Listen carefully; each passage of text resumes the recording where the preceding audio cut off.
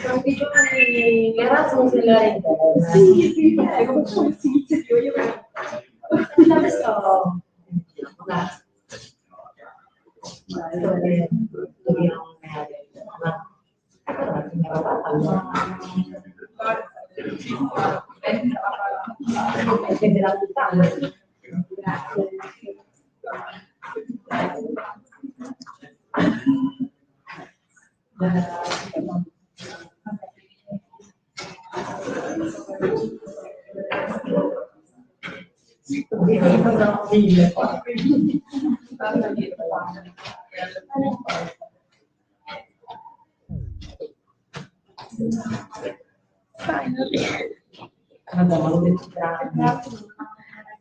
Finally.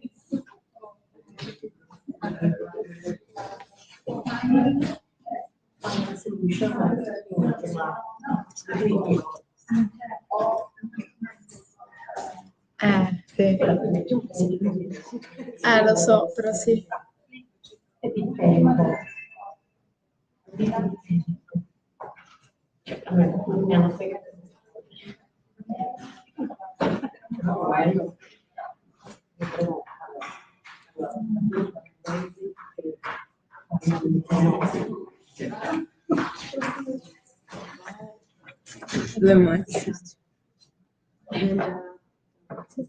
Ok.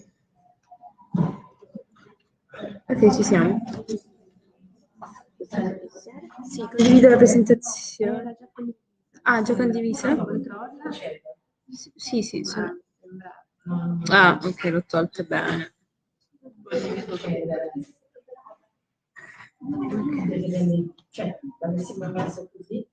Ok.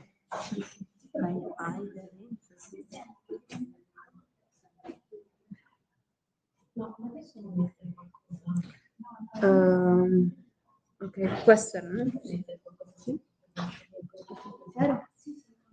Okay, so good afternoon, everybody. Welcome to this session. I'm very pleased to introduce these sessions entitled Evaluating Inner Area Potentials that has been devised with my colleagues Alice Barreca, Manuela Rebaudengo, and Giorgia Malavasi from Politecnico di Torino. These sessions arose in the context of a research project of national interest called Bending for Resilience that is coordinated by Professor Maddalena Ferretti from Università Politecnica delle Marche, and it involves other three research units, the Università degli Studi di Trento, coordinated by Professor Sara Favargiotti, Università degli Studi di Palermo, coordinated by Professor Barbara Lino, and the Politecnico di Torino, coordinated by me. So, Diana Rolando, I'm Diana Rolando, yes, I forget to introduce myself. Right, in this project, Branding for Resilience, analyzed and studied 4 inner territories, 4 inner areas from Italy. And during this project, we analyzed those territories with different approaches, quantitative and qualitative. So this afternoon, we are going to introduce some research about this analysis, and in particular regarding the Politecnico di Torino Research Unit, I just want to briefly underline 2 important keywords that are territorial vulnerability and territorial vibrancy, because those 2 keywords are important for us because introduce an approach that wants to enhance these marginal areas. So the shift from the first keyword, vulnerability, to the second one, vibrancy, wants to suggest these enhancements, so those territories from a vulnerable context, from an economic and socioeconomic point of view, can react and foster and forces some challenges and face some important challenges and became vibrant. I don't want to use more time, so I leave the stage to the first presenter, that is Cecilia Toriani. And all presentations, we calculate about 15 minutes to leave some time for questions and answers. Okay, the floor is yours. Hello everyone, I am Cecilia Torriani and I'm working and researching at Politecnico di Torino in evaluation sector. With my colleagues, we have deepened the research with the title Projects and Funding in Italian Inner Areas, learning from the 2014-2020 programming of the SNAI national strategy. The main spillover of the research is to learn from the previous SNAI programming cycle by highlighting its preliminary outcomes, particularly for mountain inner areas, and addressing possible new or successful projects for future strategies.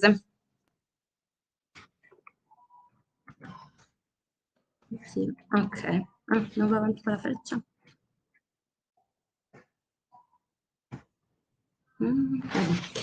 I will start the presentation with a brief introduction with the question, what is SNAI? In Italy, the Minister of Economic Development approved in 2012 the National Strategy for Inner Areas, a territorial policy with the aim of balance the local essential citizenship services and, at the same time, to foster the economic development and enhance the natural and cultural heritage of these areas. SNAI's long-term goals is to keep these areas alive by contracting the depopulation process. The criteria were based on the distance from essential services and on the difficulty to reach the poles, cities that offer a series of services such as school, an hospital, and a railway station.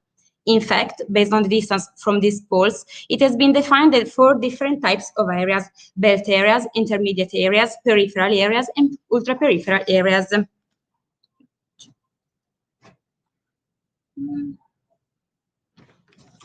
In the first SNAI cycle, 72 areas were selected, including more than 1,000 municipalities with a population of 2 million inhabitants. The identified area represents almost 13% of all Italian municipalities, 3% of the national population, and 17% of the entire national surface. The total funding amount of the program was almost more than 1 billion euros. In 2020, the SNAI was strengthened and expanded with new funds, which amounted to almost 180 million euros from the 2021-2027 cycle. Therefore, new inner areas were selected and funded, and each of them was designed to receive around 4 million euros. Now, let's take a step back. We say the SNAI is the national strategy of inner areas. What are the Italian inner areas? Considering inner areas are marginal territories, they are victims of loss of services, resources, cultural values, and depopulation. In fact, they have a lower level of accessibility due to geomorphological, socioeconomic, and settlement reasons. Therefore, the inner areas represent a different development model, maintaining their own identity.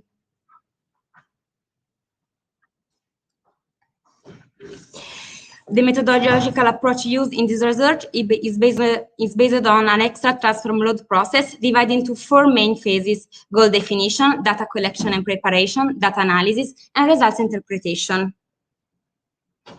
In the first phase, we define the main objective of the study and the different research questions. The preliminary questions refer to different topics, and they can be identified in characteristics of Italian inner areas, funds team investment, and their distribution. In the second phase, data must be collected, harmonized, and stored in databases. To analyze the projects, we use 3 open data sources: the Agency for Territorial Cohesion, SNAI section, the Open Coesione portal, the National Institute of Statistics, ISTAT.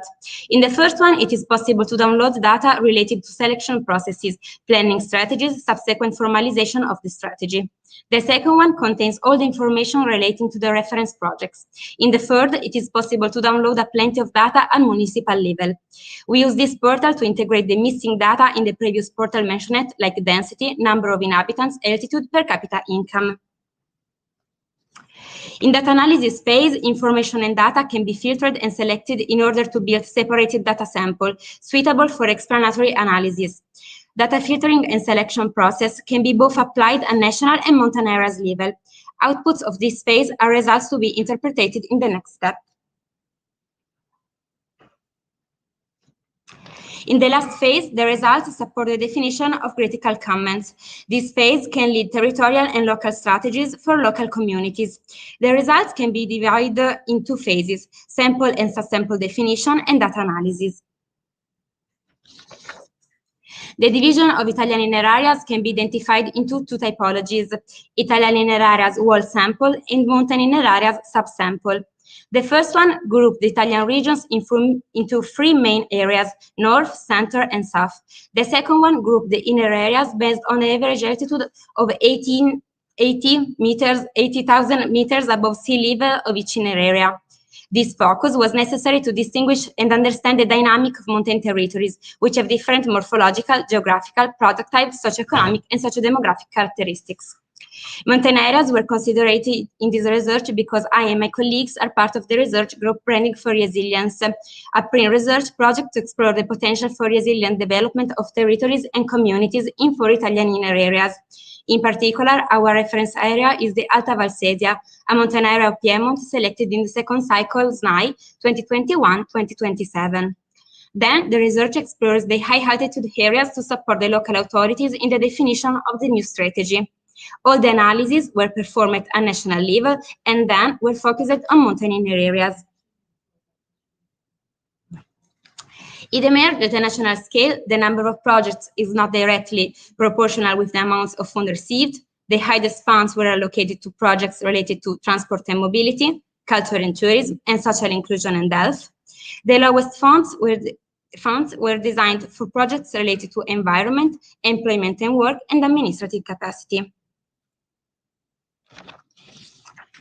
Instead, at the mountain scale, it emerged that most of funds were allocated to projects related to transport and mobility, culture and tourism, and social inclusion and health. The sector that attracted most funds was social inclusion and health. The lowest funds were allocated for projects related to environment, employment and work, and administrative capacity. This table shows the main results of the whole data sample and the subsample inner areas, highlighting detailed data for the north, center, and south of Italy. It emerged on national scale. Inner areas are almost equally distributed. The funded projects are concentrated in the center. The total funds are fairly evenly distributed at national level. At mountain level, mountain areas are concentrated in Alpine and Apennine regions in the north and center. The funded projects are fairly concentrated in the north and center. The total funds are distributed, more than 50% of them are allocated in the north. Furthermore, it is interesting that most of the public funds were distributed in the north and south, while private funds are extremely limited and prevail in the north and in the center. This table shows the principal sectors based on the number of projects and received funds.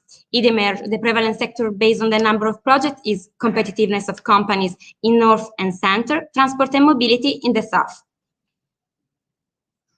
By analyzing the funds received, the prevalent sectors are different: culture and tourism in the north, social inclusion and health in the center, transport and mobility in the south. Social inclusion and health, transport and mobility, culture and tourism have an average funds almost 400,000 euros. The latest results are related to a specific focus on 3 mountain inner areas selected on the basis of the highest altitude according to the geographical position. The 3 areas selected are Grand Paradis in the north, Mainarde in the center, Mercure, Altosini, Val Sarmento in the south. The figure shows for the 3 selected mountain inner areas public funds and the number of projects analyzed by 11 sectors. It emerged. The 3 selected mountain areas highlight very different situations: sectors of intervention, funds, and number of projects. The sector prevalent in all areas are transport and mobility and culture and tourism. The sectors totally absent are environment, competitiveness of companies, and research and innovation. To summarize, the average funds received for a single project is almost 200,000 euros, and the Italian inner areas than 160,000 euros for the mountain inner areas. Furthermore, the average number of projects for each inner areas is 24 at national scale, instead of 32 in national inner areas. At national level, the prevalent sector based on the number of funded projects is competitiveness of companies, while the sector that received the highest amount of funds is transport and mobility. The sector with the most advanced project progress are research, innovation, and business and competitiveness. In mountainous areas, the prevalent sector is competitiveness of companies, while the one that receives the highest amount of funds is social inclusion and health. The sector with the most advanced project progress is competitiveness of companies. Results also indicated that mountain areas had a significant shortage of funds in the following sectors: environment, research, innovation, employment and work, and administrative capacity. So, what we can conclude that this presentation could support local authorities answering this main question: which strategy the inner areas should be oriented? Need a tailor-made approach by applying a shared methodology and avoiding predefined processes. How many funds can be allocated for each project?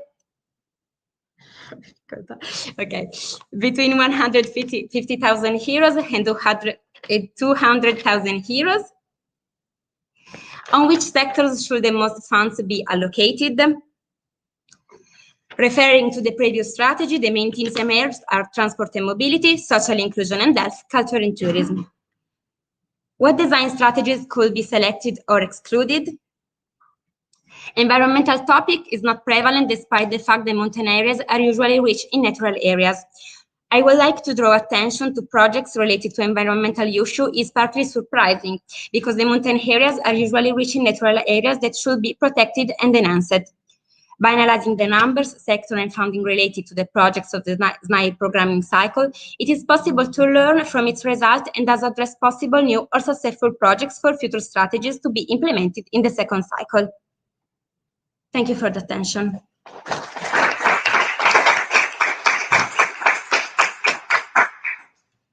So thank you very much, Cecilia. And are there any questions from the audience? More a comment than a question. To discuss together and to think about the development. Yeah.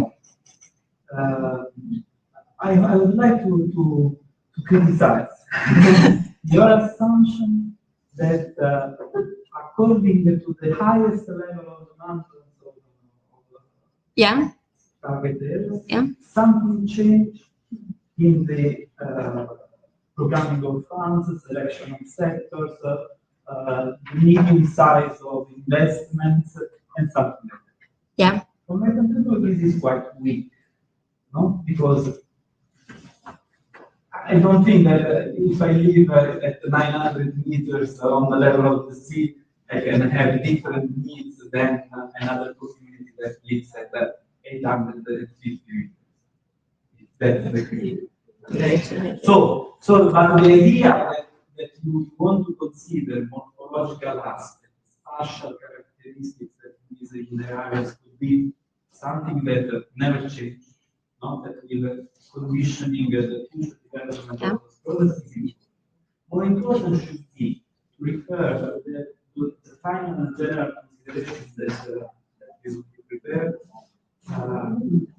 assessing the results more than the structure of the strategy. Because a project in Mercury, If they free focus. Could be a failure, not to face this object, even if something seems to be well organized on the paper, on the sheet, we call it the program. No? So actually, Mark, to discuss first of all, and then if you agree to also continue to the future together.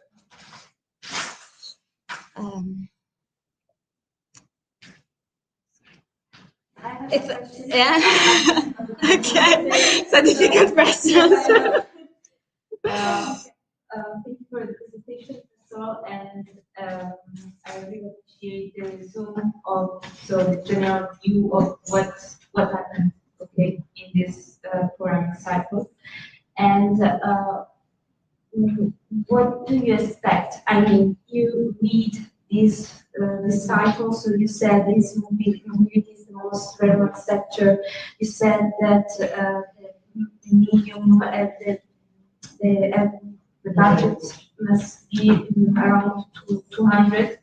But do you think what they what is done yet is good, is enough to have a regeneration process? And what do you want to change in this, for example, program? What is your idea? So the new, I think the three teams, social inclusion and health, transport and mobility, are the main team who the inner areas needs. And now we are following the new Alta Valsesia, who is the area in the second cycle, and the team needs emerging are social inclusion and health and transport and mobility. I would like that the teams of environment is insert in the new programming, because for me there's a climate change and it is necessary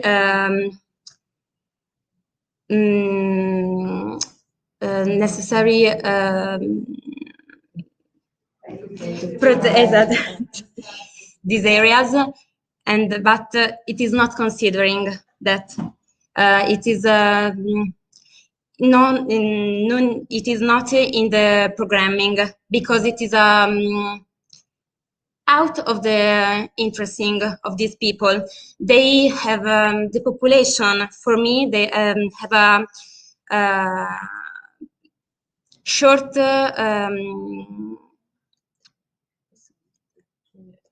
short view of the time and not a long-term view.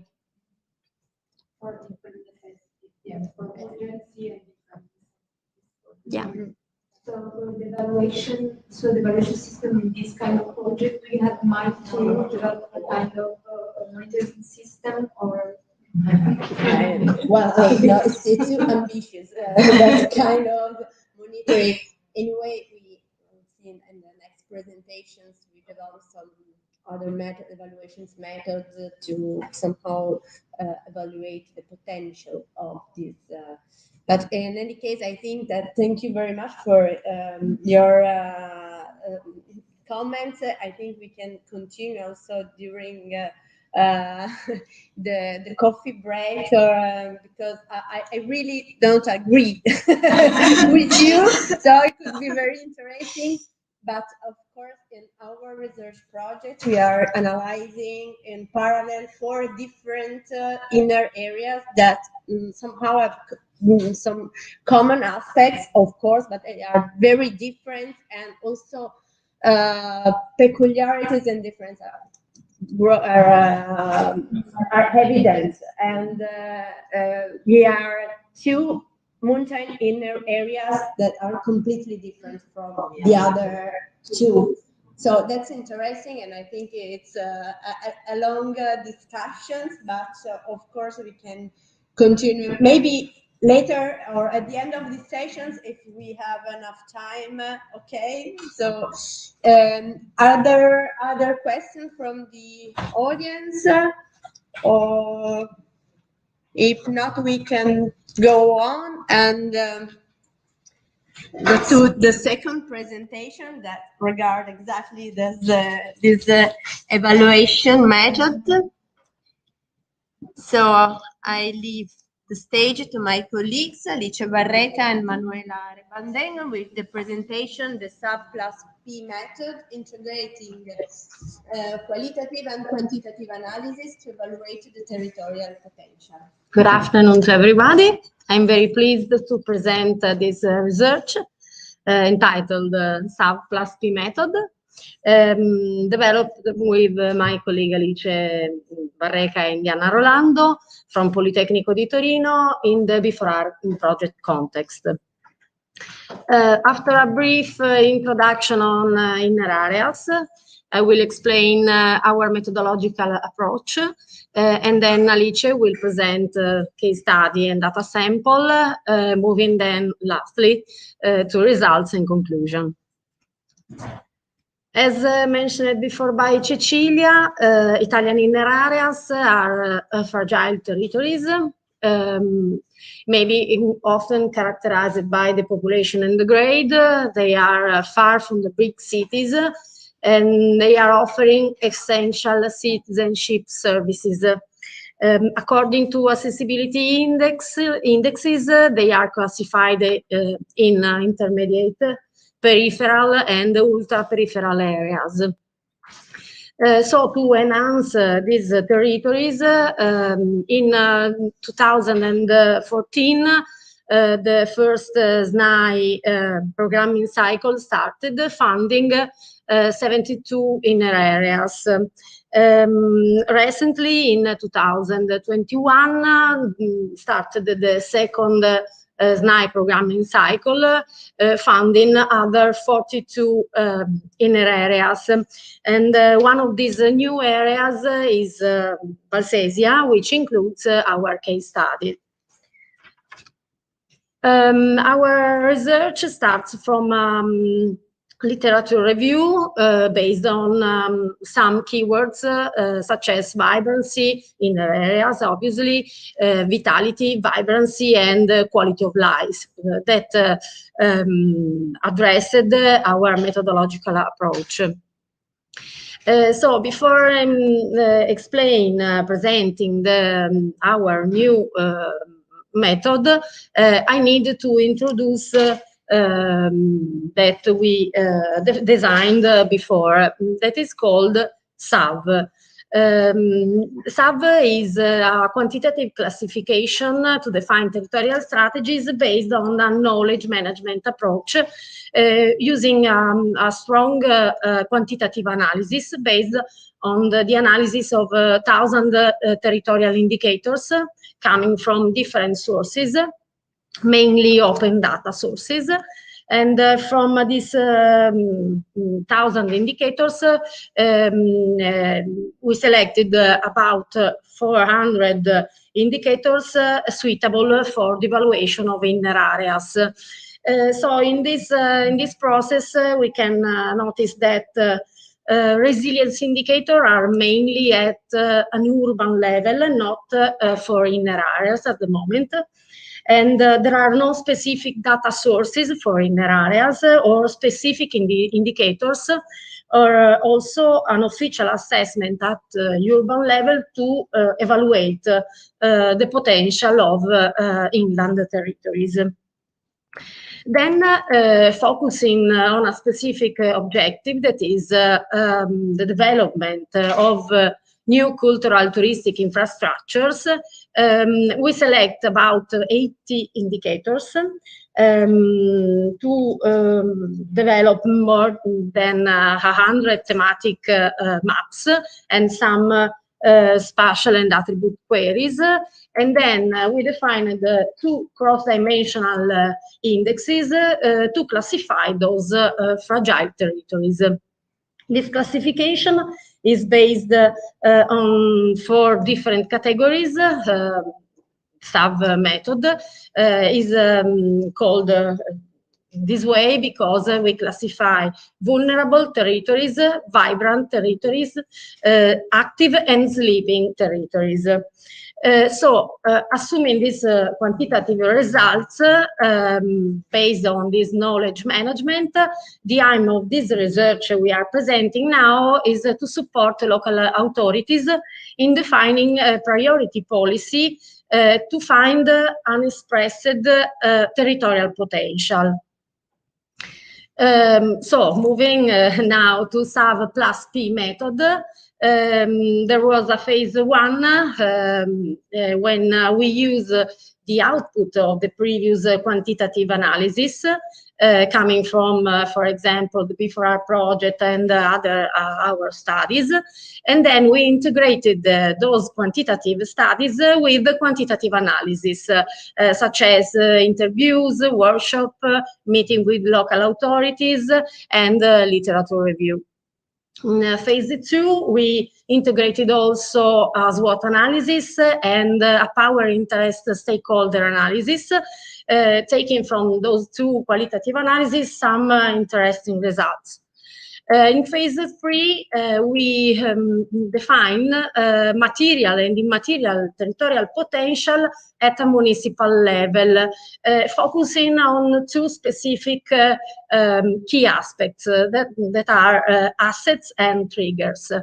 What are potential assets and potential triggers? There are territorial elements. The first one refers to those elements mainly static that needs to be transformed, reactivated. And the potential triggers represent dynamic events that can transform the current state of the asset. Having two different value of potential asset index and potential trigger index for each considered municipality, we can define positional vectors that can imagine that can show a potential moving from the first classification, quantitative classification of SAV. Combining the different value of potential asset index and potential trigger index, we can have three classification or classification in three. We can identify the moving municipality, the evolving municipality, and the starting municipality according to these potential asset index and potential trigger index values. So this potential positional vector can move, can change in value or in direction, or both in value and direction, and must be interrelated with the previous results of SAV method to understand which potential territorial potential can move, can change the current status of the municipality. Okay, as mentioned before, our case study is a part of the project Branding for Resilience. These are the 4 territories that Diana Rolando already mentioned, and are 2 mountain areas in Piedmont and Trentino, and the other 2 areas in Marche and Sicily. The project proposed the transformation of minimal tourist infrastructure as an engine to enhance resilient territories and local communities. And in specific, our case study, the territory that we analyze in this research is the Alta Valsesia, that is only a part of the SNAI new area called Valsesia.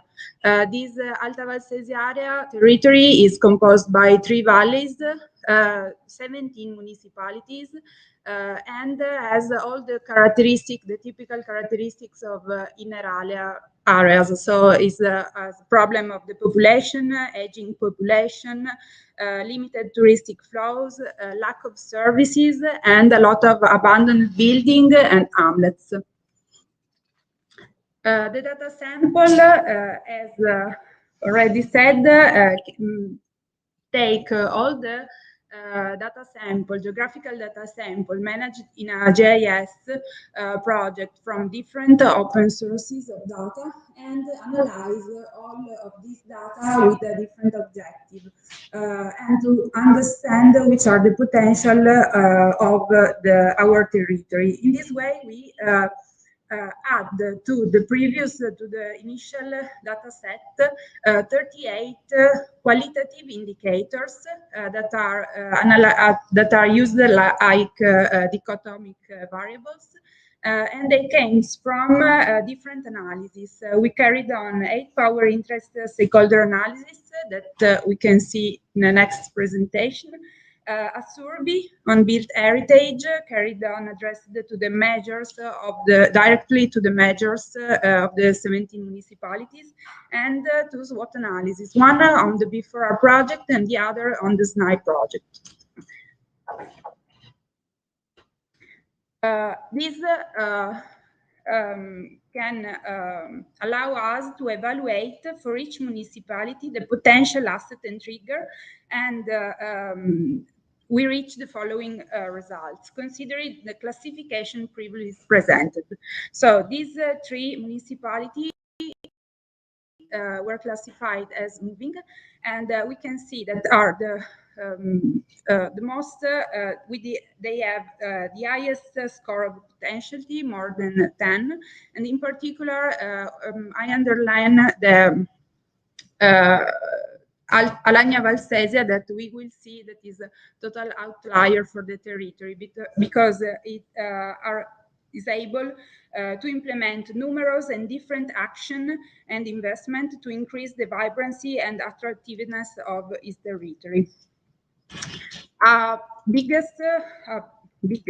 Larger group of municipality are classified as evolving.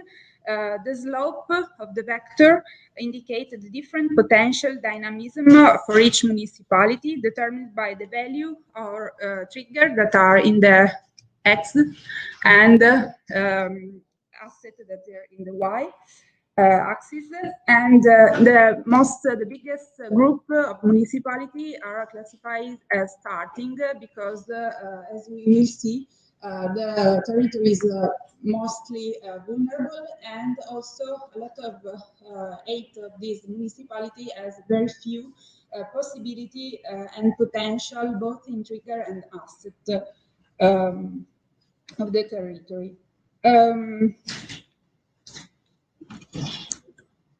These results that came from this qualitative analysis are totally confirmed by a previous research that we done on the quantitative data set. This map show overlapping of different vulnerable aspects, in which we, by queries, simple queries, we analyze which are the valleys more vulnerable of our territory. And as you can see in Val Mastallone, there are a lot of the highest number of vulnerabilities, while there are other 7 municipalities that are vulnerable, also in Valsemmenza and Valgrande. According then to the sub-methodology, we can then put the positioning vector in the matrix that were divided in 4 quadrants, from vulnerable to vibrant, to see how potentially municipality can change their situation by implementing strategies on enhancement or small touristic infrastructure. In particular, we can see that for the main valley, we have 2 total outliers, that is Alagna Valsesia and Scopello, that can implement a lot of strategies to become even more vibrant. This means that the gap between the vibrant municipalities and vulnerable ones can be can become even bigger, and this, of course, is not a good development path for a territory. The 2 side valleys has different behavior. The main part of municipalities with the implementation or of trigger or asset potential can change their situation, became from vulnerable to sleeping or active. But there are few municipalities that in this moment doesn't have enough energy or enough funding or enough events or assets to transform the situation from vulnerable. So they still there. For example, Cervato is has a very low score. Going to the conclusion, we find that analysis based only on digitalized data are not completely sufficient to analyze, in particular, rural or mountain areas. this is totally different from the cities and urban areas, because in this type of territories, the level of digitalized information and data is very lacking. Then it's important the integration between quantitative and qualitative analysis that could effectively drive to effective complementary territorial potential evaluation and to a more complete knowledge in territories which can intervene, avoiding short-sighted section views. And then lastly, we can say that after an important and structured analytical phase, tailored territorial policies and enhancement strategies must be set up to guarantee equal development opportunities for territories, focusing on less autonomous and more vulnerable ones. And finally, processes of managing, observing, and monitoring need to be implemented to analyze the result of action, correct the direction, and guarantee the effectiveness of policies and enhancement strategies in these fragile territories. So thank you for the attention. Thank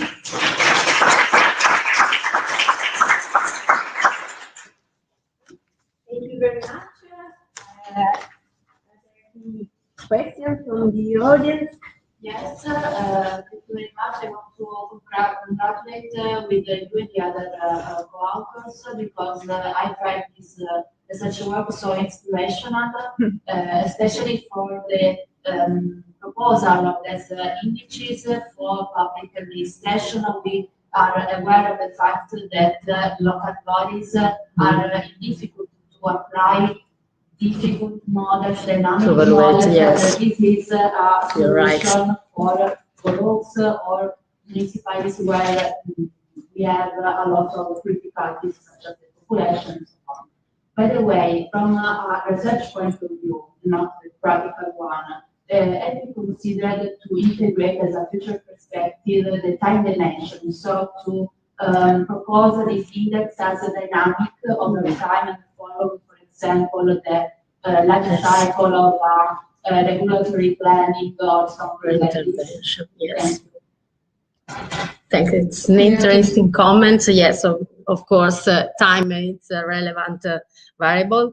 Maybe it's difficult for the local authorities to manage all these indicators and collect every year or every 6 month indicators, but in researching we can offer to do this.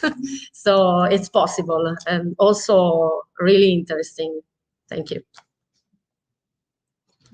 Hi, Hi. thank you for the presentation. I had a curiosity, maybe I didn't understand that during the presentation, but how do you define the thresholds to clusterize cities in different categories? I mean, how you define that? Yeah, that's a good question. This one. Let's see. Yeah, four quadrants. And 4 quadrants. This one? This is before. Yes, we know that for that part, because it's a totally different research, so we didn't really present it, but okay. It's a paper just submitted, so we can maybe speak about it after. And it's not so easy to understand from this presentation, I know. So sorry. Yes. We base threshold on results of the evaluation of 47 indicators about different aspects of the case study is the same, so always these 17 municipalities. And vibrancy, we define also this for level. So what is vibrancy for us, what is vulnerable, and sleeping are those that have more triggers, so fixed and yes, not dynamic element of the territory. More asset. Not triggers. Sleeping.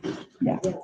And sorry, yes, And active are the others that has more triggers, so are elements more dynamic in the territory than one. But I say, I know that it's a very generic answer, but we can talk maybe about from you can see that is normalized from 0 to 1. Okay, so no, yes, we can have 4 quadrants based on the middle. I take our consideration because our challenge was to evaluate 17 municipalities, so a sort of comparative evaluation. So that's why the scale is from 0 to 1, and this support us in moving from the exploration phase to the co-designing phase within the research project. And so it supports us to identify the most vulnerable area that represent for us the first areas to enhance and to support, to help somehow. So this is an internal evaluation within the territory analyzed. So probably a further development of our research could be to create an evaluations more objective. So considering also municipality outside the boundaries previously defined. And so the normalization from 0 to 1 is benchmarking internally. It's not a real benchmarking, but yes, we had the necessity to compare those different aspects among the analyzed territories. So, 2 indexes. yes, by combining 2 indexes.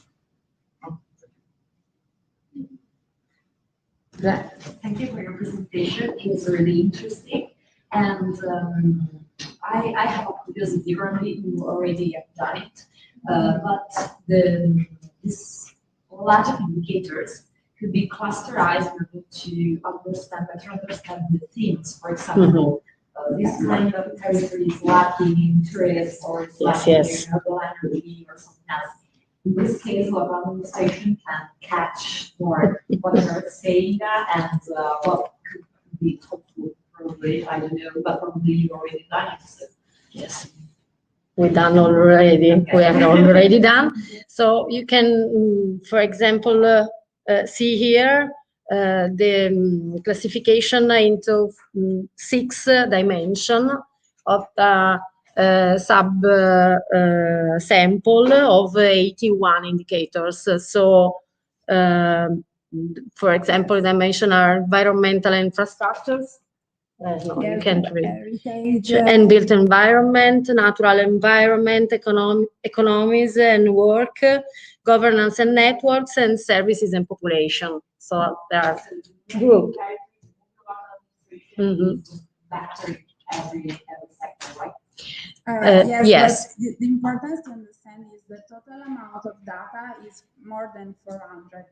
But then we have to select and filter this data independent of the object of the research. That is normal what we do. So we pick up only few indicators for each of these dimensions, but every focalized to the major attention to the development of new cultural touristic infrastructure for this research. What we see is that potentially this data set that is georeferenced and harmonized, almost totally harmonized, very difficult from different sources, we know it, is potentially usable for many other objectives, many other research. So with new filtering and new selection of different indicators, maybe from all the dimension or maybe not. This is, okay, I don't know if I answered. Yes. Also, this structure, this indicator, dimension and sub-dimensions, does to somehow analyze in parallel the 4 territorial inner territories involved in the project. Understand what are the relations between the actors, and also to avoid conflicts and foresee possible obstacles during the development of the strategies. So this research was focused on a well-known approach that was developed by Aubrey Mendelow and some further implementation by Hollander and Landin. And so the first step consists in defining the main objective of the analysis and some secondary challenges. In particular, it is important that some objectives must be precise and also and maybe an effective method to define some objectives can be the SMART criteria. And so some target must be specific, measurable, assignable, realistic, and time-related. Then it is important to identify and classify all the actors and also to set a table with a structured database with all the possible actors, considering them from the territorial level, from the different territorial level, field of action, and also from the different categories that can be involved in the strategies. But also it is important to consider all the possible actors from the private and the public sectors. Assuming the research objectives and the secondary challenges, it is important to evaluate each actor from the power and the interest point of view. So it is important to put a numerical scale to evaluate the level of power and interest of each actor. But for this process and for this step, it is important to make this evaluation in a group in order to discuss the result and to avoid subjective assumption. So this particular step can be iterative, so the group members must discuss the results and define if the results are reliable or not. Then the final result are the matrices, and so it is important to discuss together the results, and if there are some errors, the group of experts can go back and correct the possible the results with possible new solutions. So the final result is a matrix with the level of interest on the x-axis and the level of power on the y-axis. And the most important quadrant is the promoters, so the key stakeholders that needs to be involved in the strategies, but also this methodology can show what are the relation between the actors. So it's possible to see that there are some different kind of actors. So there are the contextual stakeholders that need to be kept satisfied, but also monitored by the developers of the strategies. And then there are the subordinate stakeholders that need to be informed about the development of the project, and the less important stakeholders that are the apathetics or the crowd that must be considered, but with minimal effort. So the study area is Alta Valsesia inner area, so was presented in the previous presentation, but it is important to consider that all the municipalities, so all the 17 municipalities, were considered as potential actors to develop some strategies. So the final database was the database that is presented in the slide. So a structured database with all the variables that were presented in the methodology, and the final data sample include the 105 stakeholders with a possible role for the resilient development of the territory and its community. During the exploratory analysis of the territory, the knowledge of the stakeholder and the direct contact with them make possible to improve this database, and also to highlight peculiarity, values, and also fragilities of the Alta Valsesia inner area. The main objective of the analysis was assumed as the same of the Branding for Resilience project. The main goal was the resilient development of inner territories and their communities, and also the secondary challenges were assumed as a link with the 4 dimension of the project. So the dimension 1 is mostly related to the natural capital and the development of technological and telecommunication network. The second dimension deals with material and immaterial heritage, and the third dimension is based on the economic context and the real estate market analysis. And lastly, the dimension 4 refers to policy and planning tools. So starting from this objective, this was the final sample. So it is possible to see that the majority of actors are public entities and no-profit organizations, but also as the Branding for Resilience main goal is the touristic one, it is possible to see that the cultural and touristic field are the most populated. So these are the last result of the analysis. So this is the stakeholder mapping. From the matrices, it is possible to see how the stakeholder role in each matrix change, but also it is possible to see that the local administration, that are the key promoters for all the challenges, stay in the yes, are the key players for all the challenges. In contrast with some actors that change their role according to their goals and their attitude. Yes. So these are the matrices, and you can see that there are some different patterns. So this is important for the development of the strategies because maybe the developers can consider some links and some relation between actors during the design of the strategies. So in conclusion, this improvement with the quantitative score-based evaluation can open new possibility to make a result more unbiased and can avoid some subjectivity and assumption during evaluation.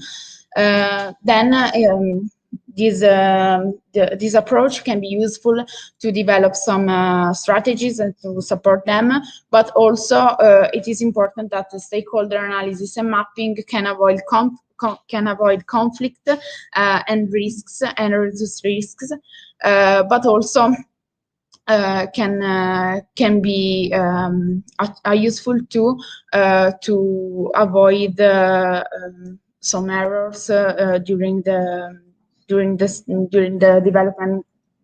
development of the strategies.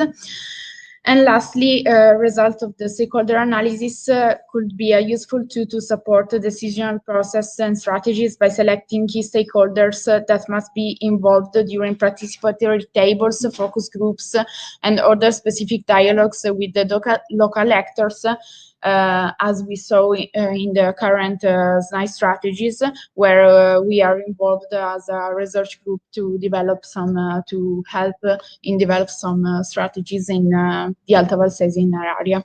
Thank you so much for your attention.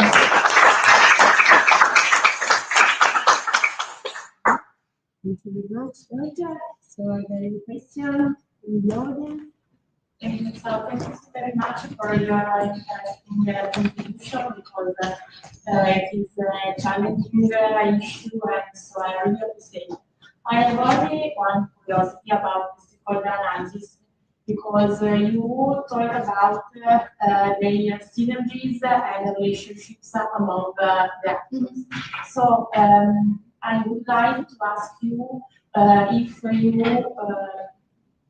consider also useful to integrate the power interest metrics with the social network analysis of the stakeholder in order also to support some identification of relationship or so I only want to Okay.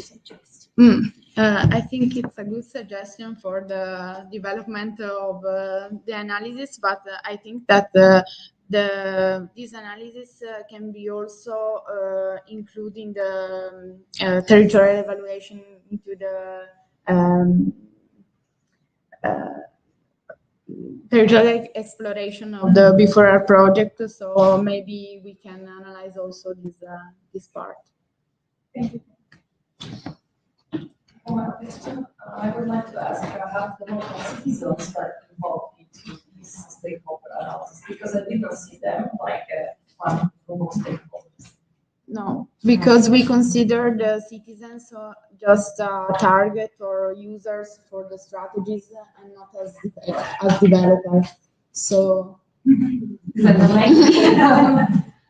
No. Because there is also a new phenomenon of production. Yes, yes. Of course, I just want to comment this aspect.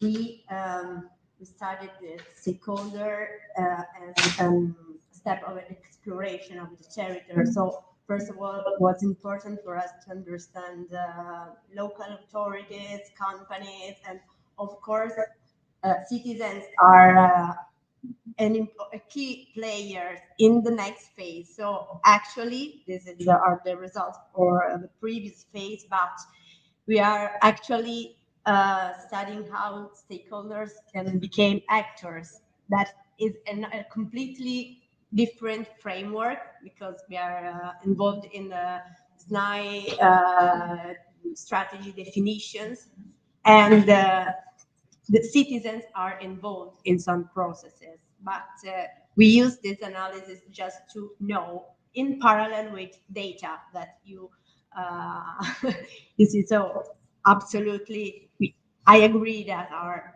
a crucial and important stakeholder to be absolutely involved, but in the next phases. Right. But in part, something important to them, because for the current strategy, there are definition of active players that are citizens with particular influence in their local territory, that in this case are few, very, very little municipalities, about 100 people. Okay? But for example, there is one example very important, that is a cafe, that is a really social center for the valley. And for example, as key player, we include the stakeholder analysis. We cannot use the phase include like citizens as a group, but not key players, active players. You had also more of the organizations. Yes, yes.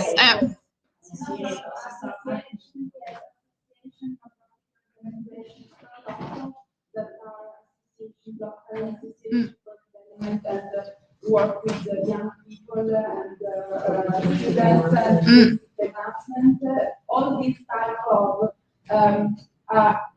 groups, little or bigger, are included, but we don't include only totally unorganized. Yes. Also, the university is missing, but apparently we are becoming a little actor into the process. But so thank you very much for your comments. So, other questions from the audience? This is a technical elaboration. It's something useful for those who is going to manage the interaction.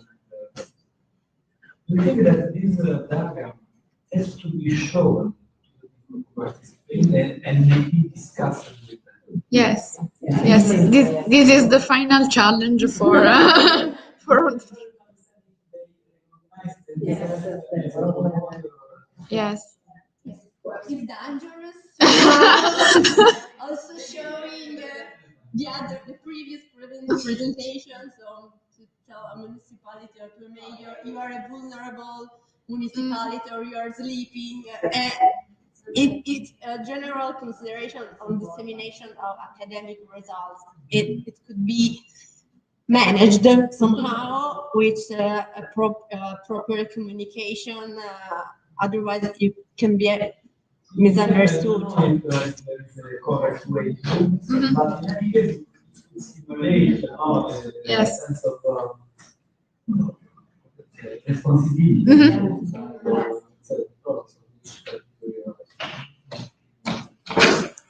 Thank you very much, Giorgia.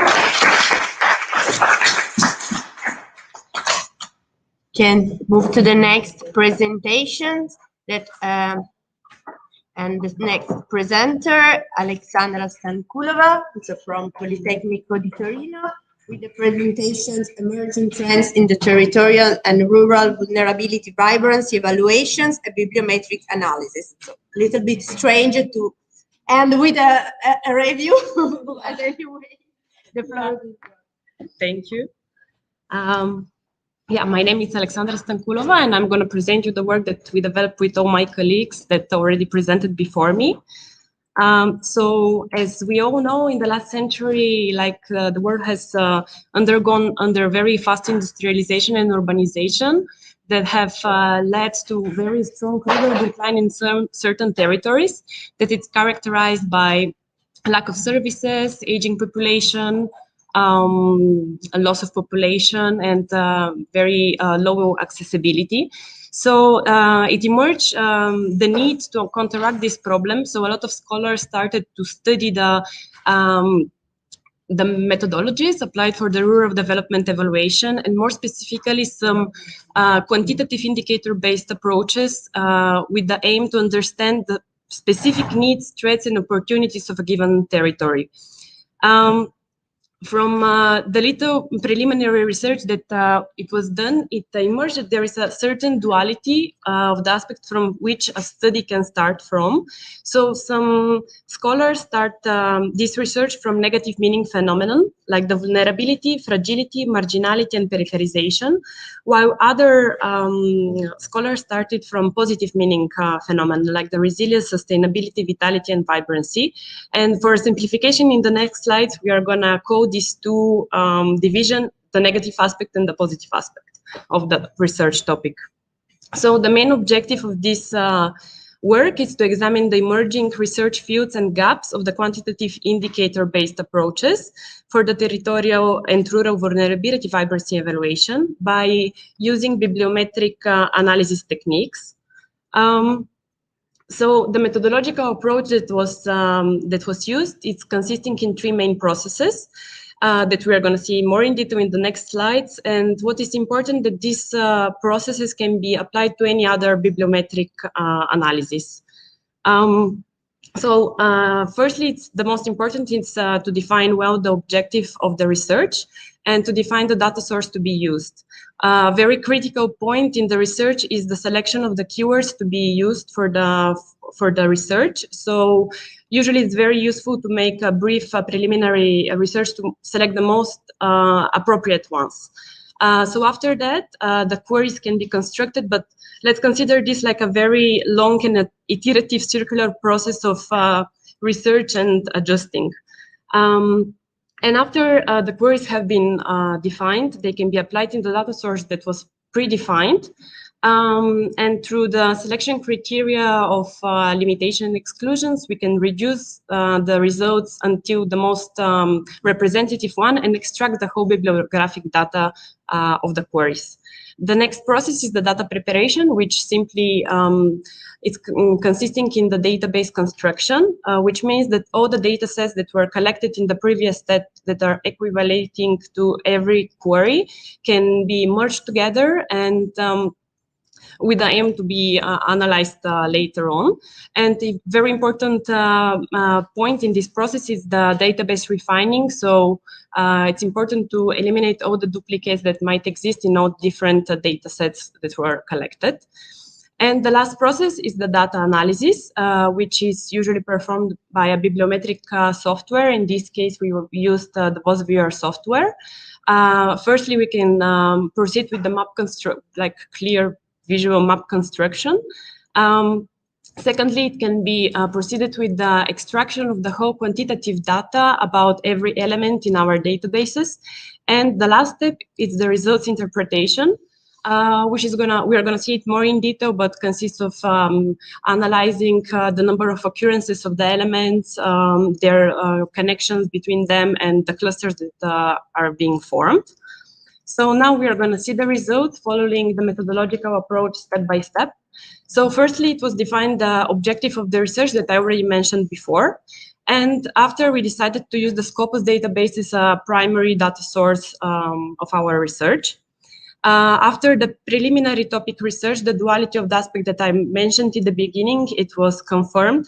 So afterwards, when we proceeded with the keyword selection, we selected some aspect-specific keywords and other non-aspect-specific keywords that are going to be applied to all the queries.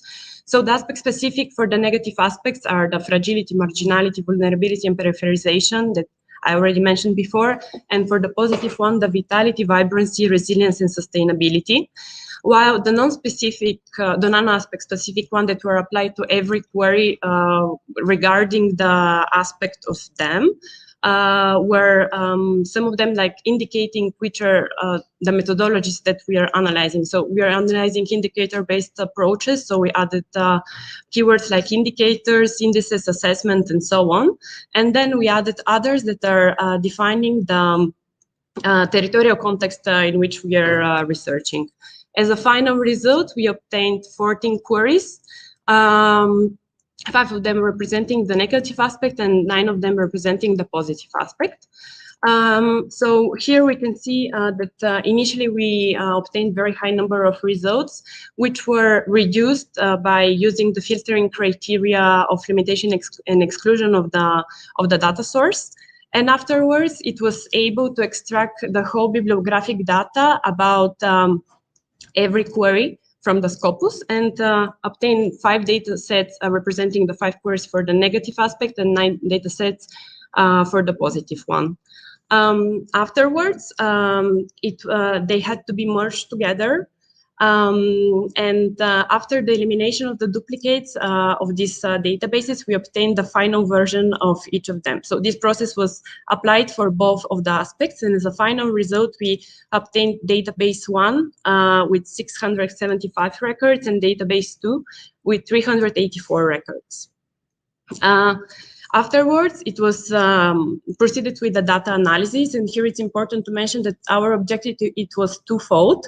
So we wanted to obtain both very legible map representations, but also we wanted to obtain the whole quantitative data about every element in our database. We decided to analyze the co-occurrence of the author's keywords since they represent very well the level of the scientific development of the topic. And firstly, it was created a combination of analysis settings that was applied in order to obtain the visual map representations. So we were able to obtain very clear co-occurrence network visualizations for both of the databases, the first one containing 215 keywords and the second one 144 keywords. And afterwards, another analysis settings were inputted in the software in order to be able to extract all the existing author keywords from the 2 databases. So as an output, we obtained the VosViewer map file and the VosViewer network file for each of the databases, which contained a very high number of keywords. Until here, we saw more the quantitative outputs of the research. Now we are going to see the more qualitative aspects of them. So here we can see the co-occurrence network visualization of the author keywords representing the database 1. And we can see the central place that the phenomenon vulnerability takes.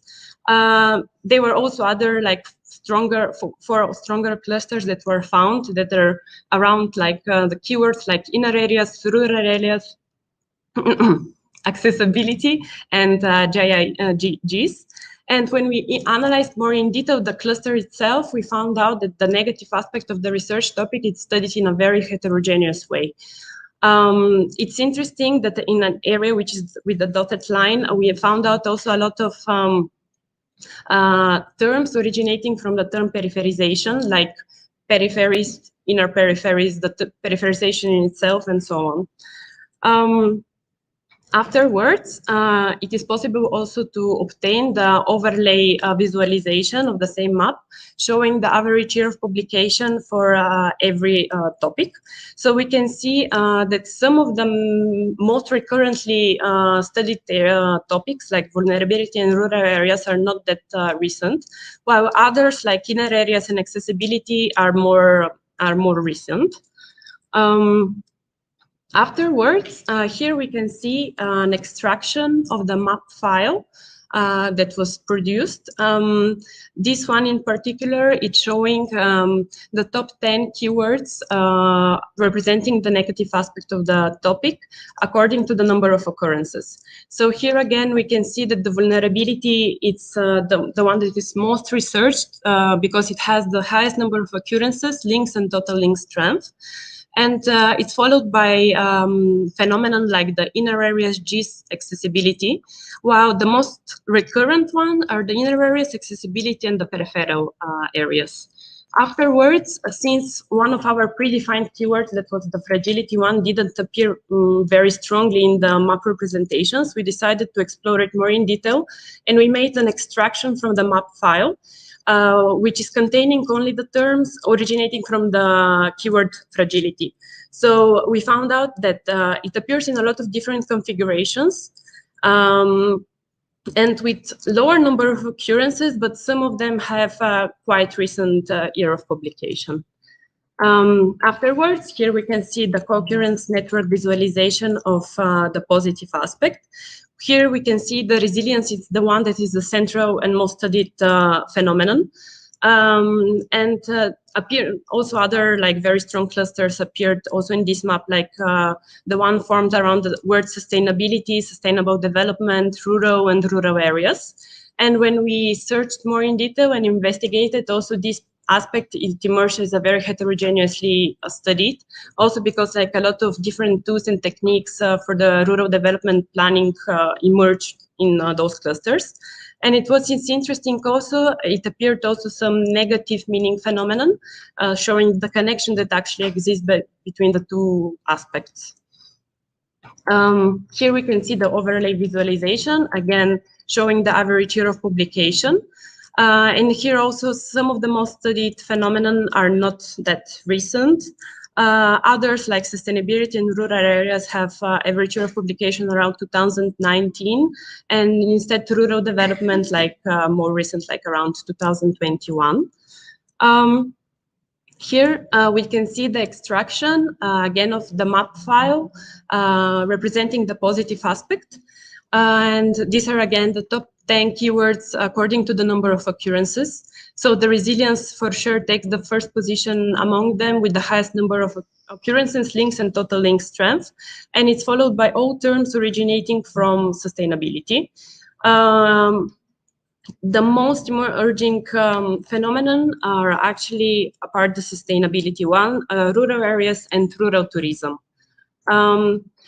The other interesting thing that we observed that also in the map representations, the vitality and the vibrancy phenomenon didn't appear on the map. So we decided also to make an extraction from the map file to understand actually how are they studied.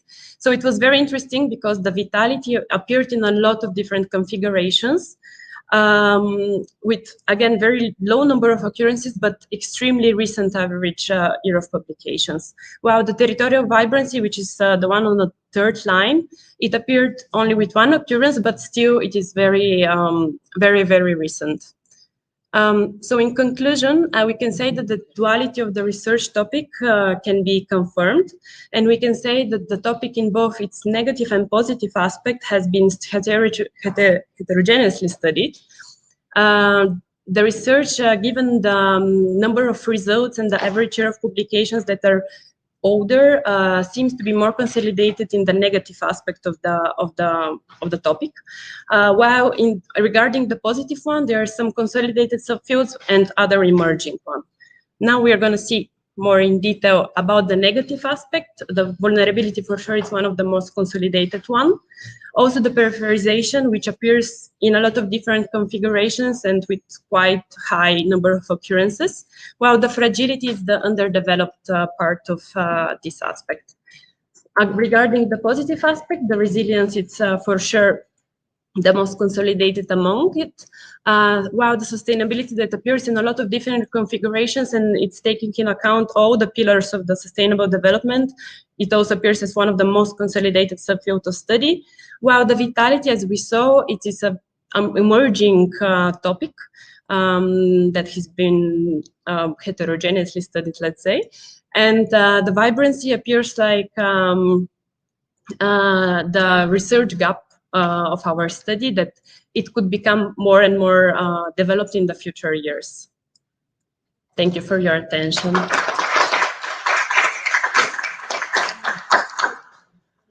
Thank you, Sandra. So, are there any questions from the audience?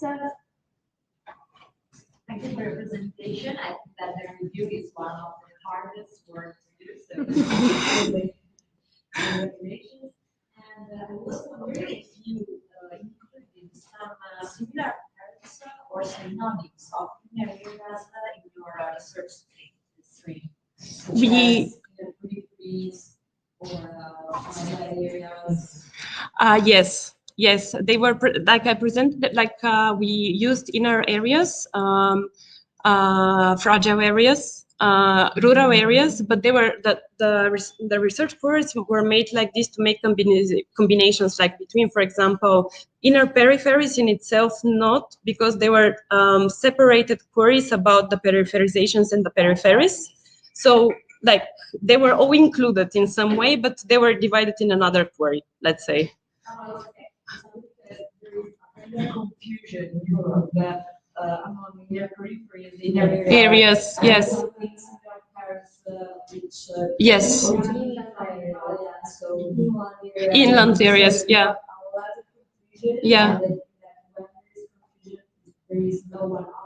Yeah, but it's true, and actually the objective is the same for like behind, yeah. Thank you.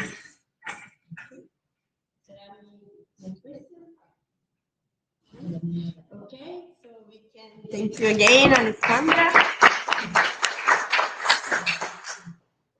We can go to the last presentation. Is Chiara Chion is connected? Yes, hello. Yeah, okay. We can hear you. You can share your screen. And I briefly introduce your presentation that is entitled Multi-Scale Digital Landscape Reconstruction for Resilient Mountain Inner Areas. So the floor is yours. Thank you. Can you see my screen properly? Yes. Okay, perfect. So good afternoon, everybody. And first of all, I'm sorry not to be there with you in Athens, but I enjoyed the session and I hope we'll close nicely.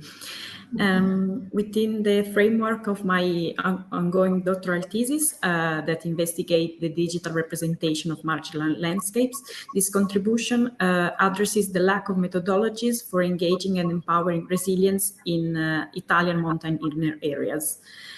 I can go a little faster maybe because some of the previous presenters already introduced the topic of inner areas, but I would like to point that beside the different terminology addressing lacking, declining, marginal or peripheral areas, these territories overlap with intermediate, rural and mountain territories all over the world, and in particular in Europe and in Italy. and the research project of national interest, Branding for Resilience, that is already being introduced, try to integrate different qualitative and quantitative approach and tools to explore these territories. Specifically, the University of Trento research unit focus on Val di Sole inner area in the autonomous province of Trento, aiming to create a territorial branding strategy on the value of water resources. But if on the one hand, these areas need the support of digitalization to overcome their territorial imbalances and go beyond their infrastructural marginalization, on the other hand, they lack human and service support to address the most technologically advanced tools, and thus a smart development has to follow local conditions, knowledge, and needs. And since landscape derives from the actions and the interrelationships of human and natural factors, it seems the suitable special unit to be addressed for the management, planning, and design of mountain inner areas. However, focusing on digital tools, technology, and techniques at the landscape scale, the digital reconstruction are generally based on a geographic information system approach. But there is an increasing interest in adopting a three-dimensional approach. So the methodological and operational proposal of this study moves in this gap and contributing to identify rapid and low-cost three-dimensional workflows for landscape reconstructions, addressing these two main challenges. The networking of distributed information resources and the integration of them in more or less real time to construct virtual landscape models. The research design adopts an interdisciplinary and multi-scale approach. Interdisciplinary because it integrates landscape planning and design with survey and digital modeling disciplines, and multi-scale because it investigates micro and macro spatial scale, meaning single tree, ranging from the single tree to the territorial scale. And in completion of the Branding for Resilience methodological framework based on research by design, this research also adopts a learning by doing approach to further investigate the use of digital data acquisition and representation tools in landscape architecture. In particular, two applied research exploration conducted in the autonomous province of Trento are presented in the following slides. The first exploration applied to a portion of Peio municipality in the Upper Val di Sole concerned the representation of marginal landscapes at the territorial scale. The second exploration was conducted in a plot of the Mesiano University Park in Trento, where my department is located, and regards the three-dimensional mapping of trees with low-cost sensors. And the two case studies are not compared, but are presented as complementary approaches toward the development of a multi-scale landscape model. In the case of Val di Sole, the Branding for Resilience research unit conducted a preliminary qualitative and quantitative exploration and collecting, categorizing, and spatializing open source and collaborative data from different databases. And the result is an atlas of thematic maps, diagrams, and cross-cutting indicators. But even if the GIS environment is nowadays the preferred way to manage information layers from about landscape, at least in the Italian practice. From the operative point of view, it is necessary to advance from the 2.5 visualization of the Valley's digital terrain model that you can see in the slide, with other, even with other data projected on it. Because these models and the orthophoto provided by the autonomous province of Trento were acquired in 2014, and need updates. but since so far extensive resource-consuming survey campaigns are not an option for the Valley community nor for the province, the solution was to identify and test expeditious workflow for update 3D landscape virtual reconstruction. One of the workflow is this one called automatic geometric modeling from the cloud that requires only an internet connection and about like 10 minutes of time, because consists in importing elevation data through the Lands Design plugin for rhinoceros software and obtaining a texture mesh surface with three-dimensional buildings. And this was tested for a portion of Caio municipality in the Upper Val di Sole. And the second workflow is an image-based geometric modeling from Google Earth data, even if Google Earth can be used only for research purposes. Otherwise, it is generally forbidden to use outputs to reconstruct 3D model. But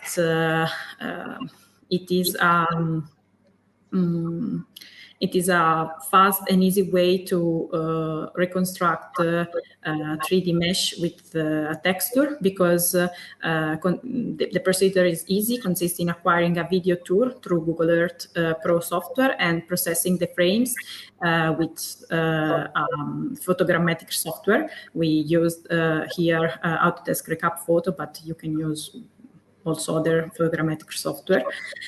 And so these were the results of these methods at the territorial scale. But we also try to define and test methodologies to reconstruct the three-dimensional environment also at the tree or forest scale.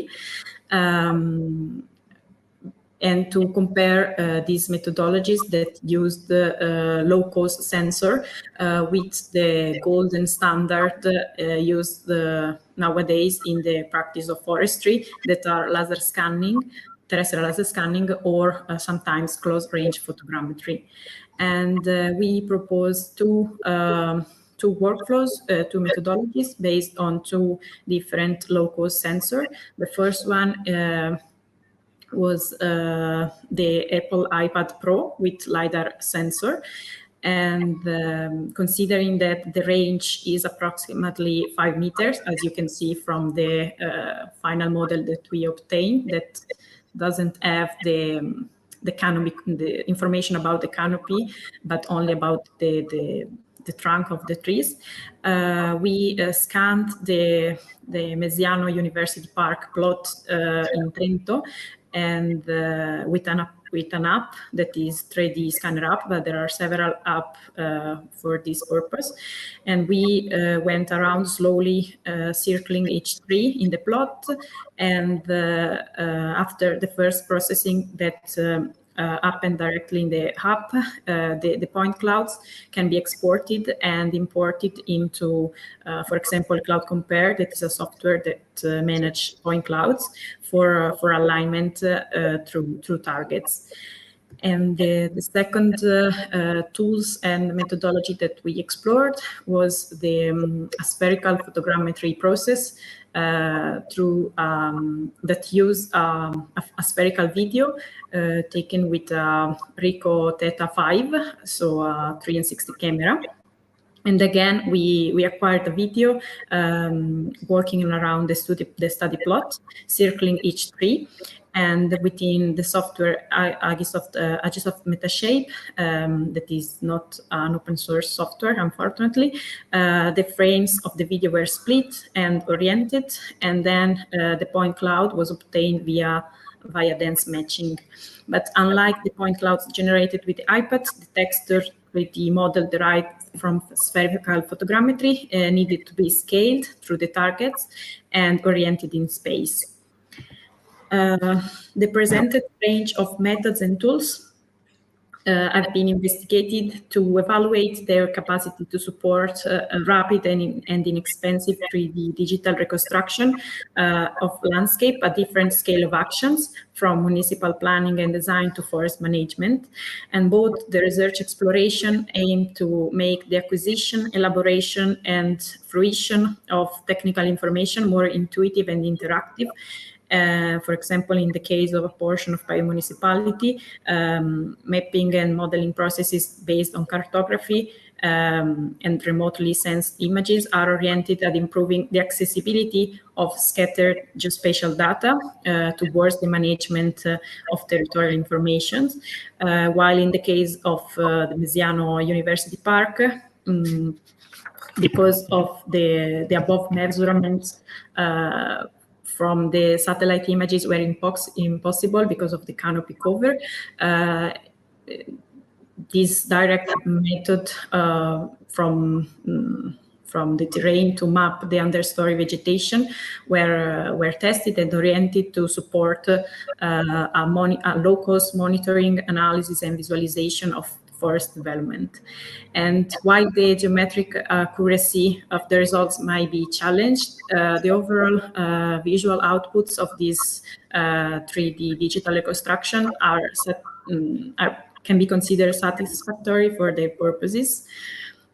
And currently, we are working on developing complementary approaches towards the development of digital twins of the landscape at different scales of action to support spatial decision making and promoting also the engagement and empowerment of stakeholder and public.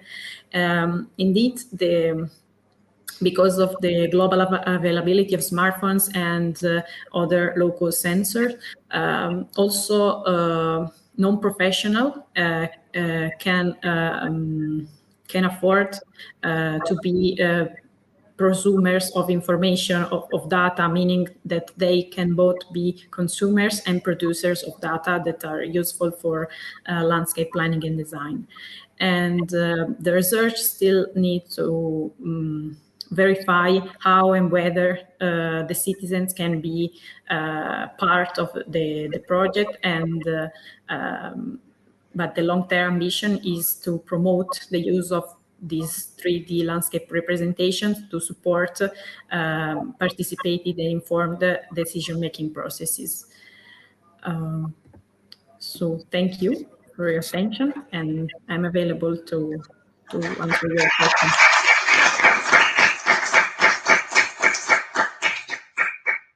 Okay, Chiara, thank you very much. Now I can switch the camera on so that you can see someone, I hope. No? No. No. No, I cannot see you. You can switch up for connection problem to avoid. Anyway, it doesn't matter.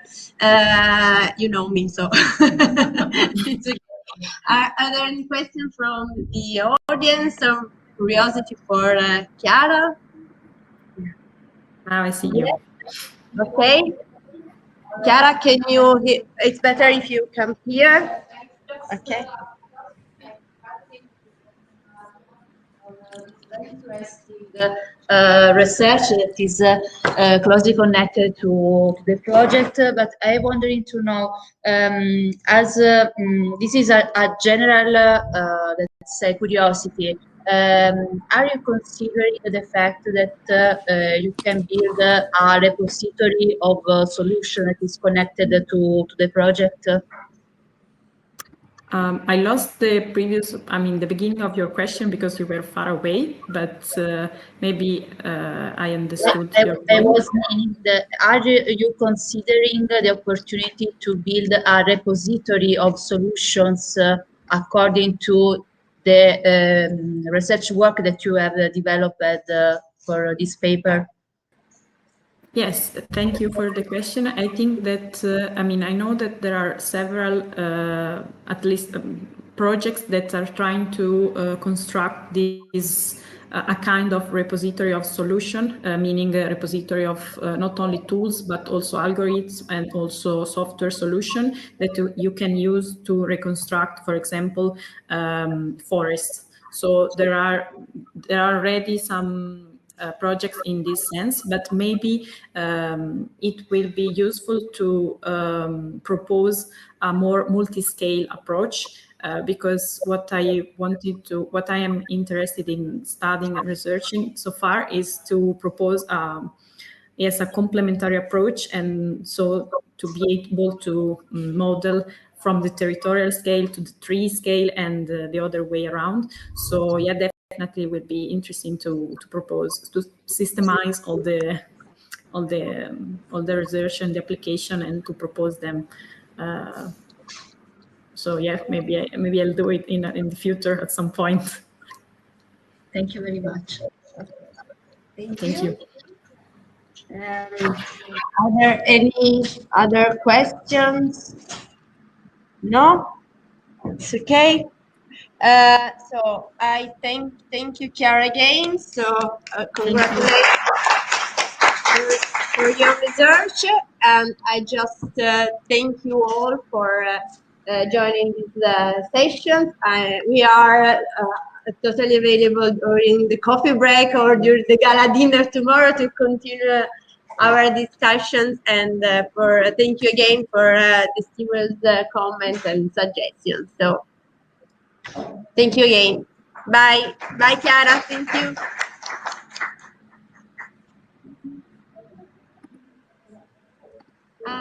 Chiara. Ciao Chiara.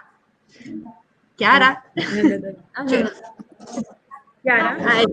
Ciao. Volevano salutare. Buonasera. Come va? Bene. Ah.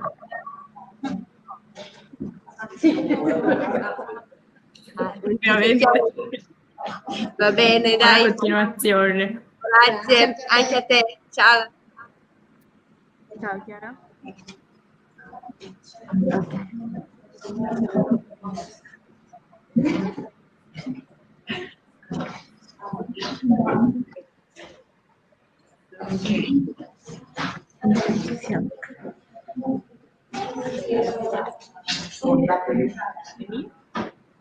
Sì, ormai comunque sempre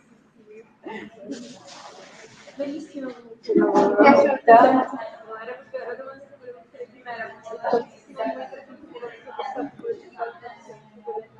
comprendere un po' come presentare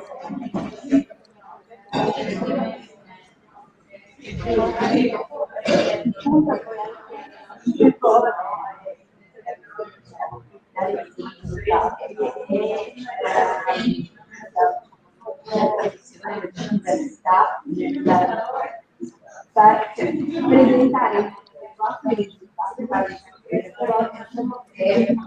piccola presentazione che da un po' di organizzazione vediamo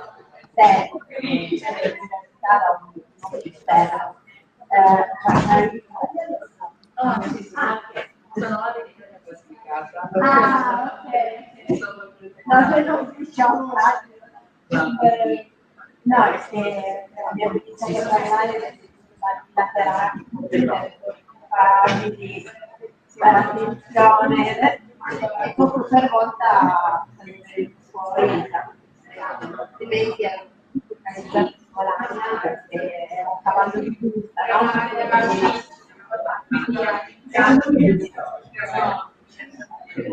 Era un po' per far piovere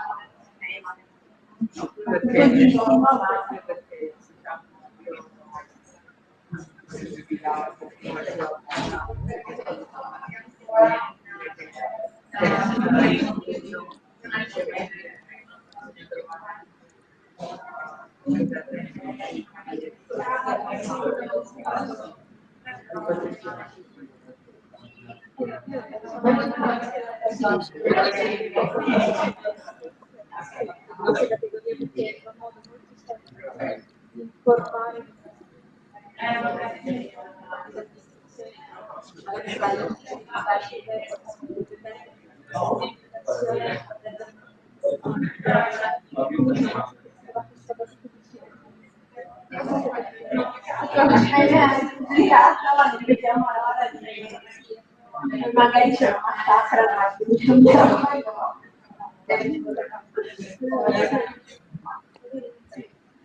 teniamoci in contatto, mi lasciano di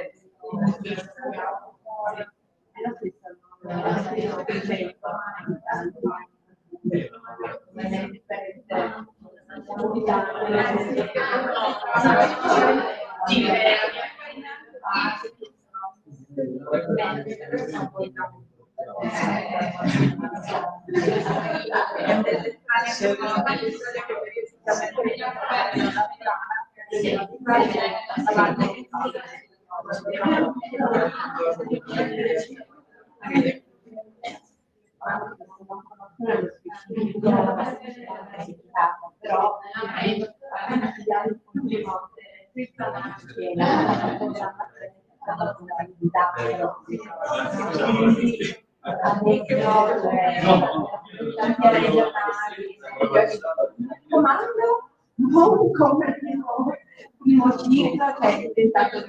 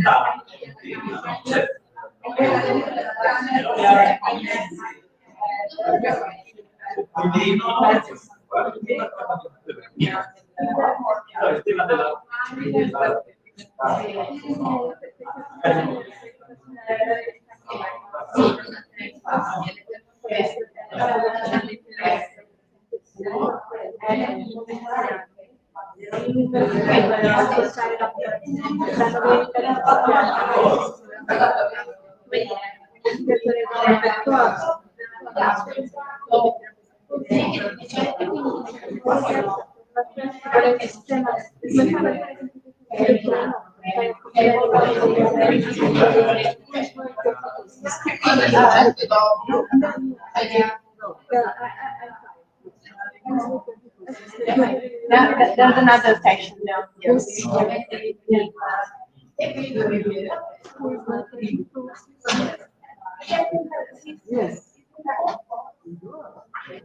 No.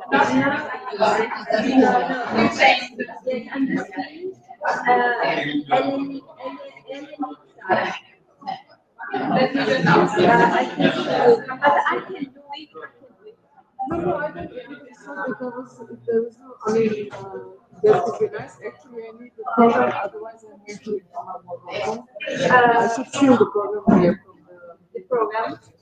And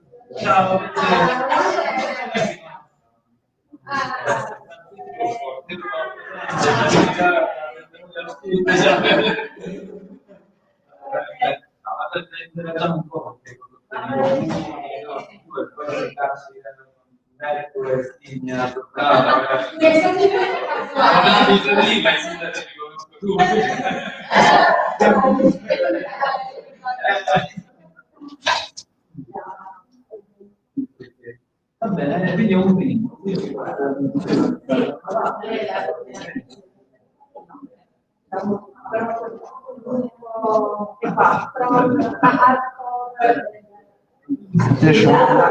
ah, you're the only in person. I'm not digital. No, you're going to survive, I'm sure. Would you like, I mean, where we should put it? I mean, you could even in some folder. Yeah, you can, but otherwise, I think that you're all impressed. Everybody else are virtual. Control C. Let's see.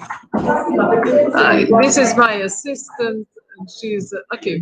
Where should I put it? Is there some folder already here for this? What?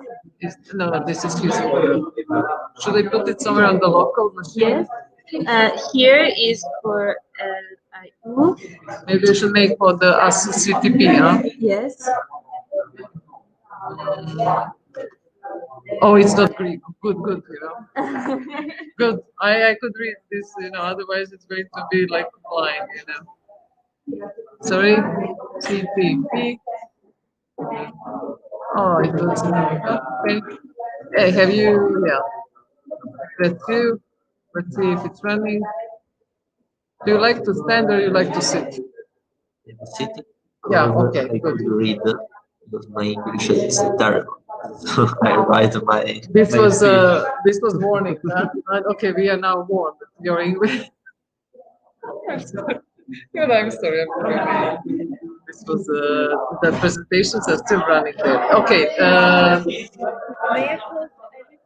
Yes, I'm sorry, I'm joking, but actually I need the help of the technical system because everything is run in the Jitsi. Yes. Yeah. Okay, of course you're going to sit, no problem. Just to find where are we? Here. You are Daniele The real. Soraci. No, I'm good. Yeah. Daniele Soraci. Good. Thank you for coming. Should we? How we know that the rest of the people are online? So, Andrea. There is. Yes. Yes. This virtual? Yes. The other one no. So maybe we can. Letizia is going to be May on. I ask? Hi. Good afternoon. Can you hear me well? She's going to be on the end with Tizia, but Nicole. Virtual. Yeah, but we don't have this guy. No. Maybe we have to wait Okay. just 5 minutes.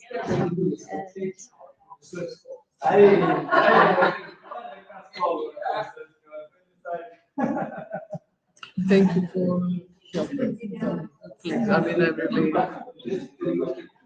it would be better. It's still running, the workshop is still there running. Yes. Marathon, it's not the, maybe I'm also guilty. Okay. This space. So I think, I don't know if we should wait a bit longer. Someone also to join us so we can maybe start. What's the time? Okay, let's wait 5 minutes. Huh? Maybe someone is going to join. Actually, we are waiting also one participant online. So.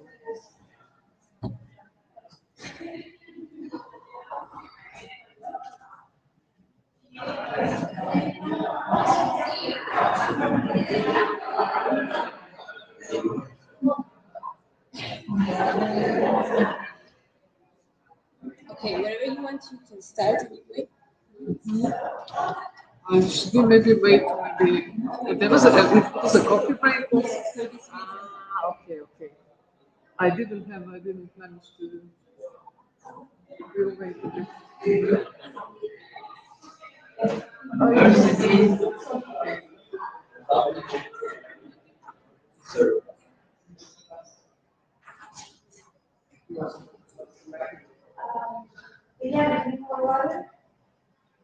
Yes, please. Yes, please. Thank you.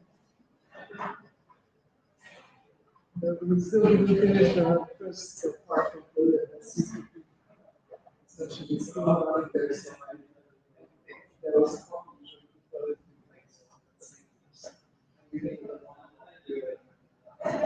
actually, besides you, there are 3 weeks of presentations that we see all about that.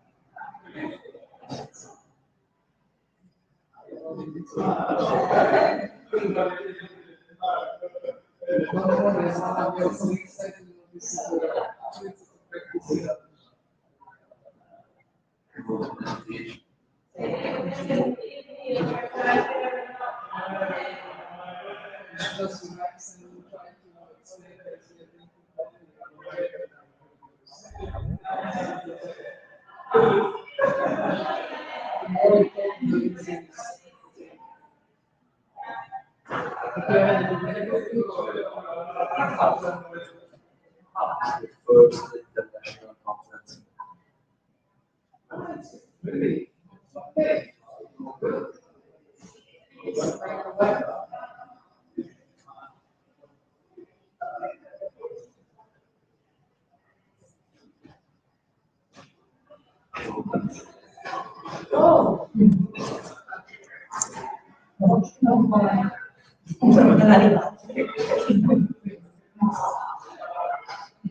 Oh, we have the.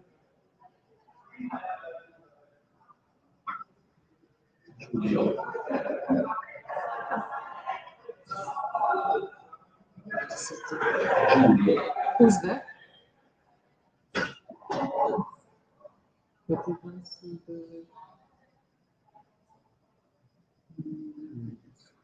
Audience. this is this one, the first one. Oh, this is Audience. oh, maybe this is the cover, the first one. No, it's not. You don't do the reason for the presentation. Public. Fine. Oh, there is some. Yeah. It seems, yeah. That's. Okay, I think we should.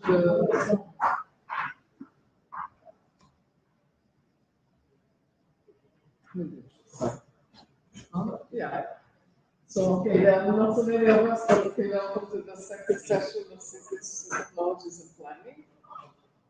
The first, by the way, if I may ask everybody who are online, do you hear us? I mean, hello? Hello, everyone. Hello. Hi, hello. Thanks for the. Hello. Hello, okay. Hello. Hello. Okay, by the way, I mean, what is the your presentation? GB. No, I'm just here to assist technically. If you have any problems, I'm from the ICCSA team. Who is that? What? Could you repeat, please? I mean, I apologize. I'm just a technical assistant. I'm Ah, here okay. to have problems. Ah, you're a technical assistant. Okay, Yeah. thank you. No problem. Okay, I'm sorry, I haven't done this before for the Jitsi. Thank you. You're welcome. Should you Okay. have any problem, you can ask. Okay, thank you. Since I think we are missing maybe one participant, you know, but I think we should maybe even two. No, two. We'll start and then we'll see if they are going to join us. So the first presentation, Daniela Soraggi is going to present us application of evaluation of cross-fertilization methodology in the AEC industry. Please. Architecture, engineering, construction industry.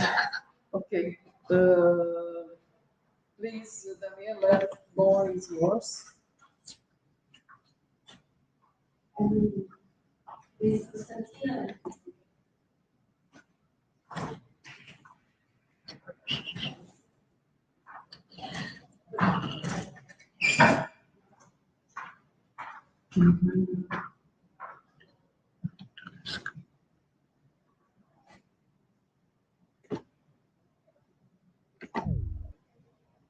Do you see my presentation? Yes, Daniela. Okay, thank you. Okay. My name is Daniele Soraggi, and I'm a PhD student in University of Genoa, and I study the sustainability of infrastructure. This paper tries to understand which industries innovate the most, and do they prefer digital system or the introduction of a robotic system, and how can this innovation can be introduced in AEC industry, architecture, engineering, and construction industry. So the AEC industry has been mentioning a status quo in the operative approach and method. These highlight the difficulty in the introduction of new technologies and innovation. Often they are concentrated in a realization of new materials or new system of construction buildings. But we find several inhibition factors to try to explain this status quo. First of all, a smaller number of economies of scale in a highly fragmented sector and industries. Secondly, the absence of initiative by major companies to introduce new innovation and new technologies in their process. And finally, the multidisciplinary nature of each project and the contemporary presence of multiple teams that generate confusion and difficulties in recognize the roles and the responsibilities inside the work site construction. But in nowadays, there is focus by European Commission in the introduction of new technology in AEC sector. The European Green Deal identified digital transition as one of the two pillars on which to formulate its strategy to be implemented through the plans promoted by the Next Generation EU Fund. The AEC and the related industries are stimulating the adoption of advancement in artificial intelligence and or Internet of Things, IoT, ecosystem to increase the productivity and economics values. So new technology will improve and change operation and process, requiring change in overall security, adaptive business, and sustainability. Okay. First, we found how BIM, Building Information Modeling, and Digital Twin, DT, are two of main new innovation that interest a lot of investors in AEC sector. But there is some reason that obstaculated the implementation of the two types of technology. First of all, BIM is an important tool, and the digital twin is a complete simulation of a real system. So they are two kind of innovation that will be development in the parallel lines with the construction site. If we focusing on AEC, conceptual design for safety management based on the use of artificial intelligence directly on the construction site were first proposed. The influence of the site layout and the construction workers' perception of, for example, a robot in this space and how their layout affect the smooth running of the site activities was also studied. Project management in the construction industries present a unique challenge, which have a clear impact on the project success. This is due to the fact that each project has unique characteristics such as location, number of personnel, specific equipment, integrated logistic, cost variation, and business capabilities. So now we start our research. Me and my supervisor, Israele Del Ponte, we are the coordinator of a joint research lab called UniWiLab, and that was born from the University of Genoa, and we build industries of the main construction of infrastructure in Europe, in Italy, and the world. The laboratory is open to students of University of Genoa that want to study infrastructure and collaborate with other disciplines. In fact, it's a multidisciplinary laboratory, which some students from civil engineering, informatic engineering, law, economy and management, architecture and design. So maybe the first obstacle is to make something that was interesting for everybody, and main step is how digitalization could be inserted in construction infrastructure. And we work in a territory like Genoa that for maybe in the next 15 years will be center of an infrastructural and urban great transformation and transition, because there is a lot of projects that will be realized, like the new bridge, the subportual tunnel under the sea, new waterfront, and the new breakwater in beside the port.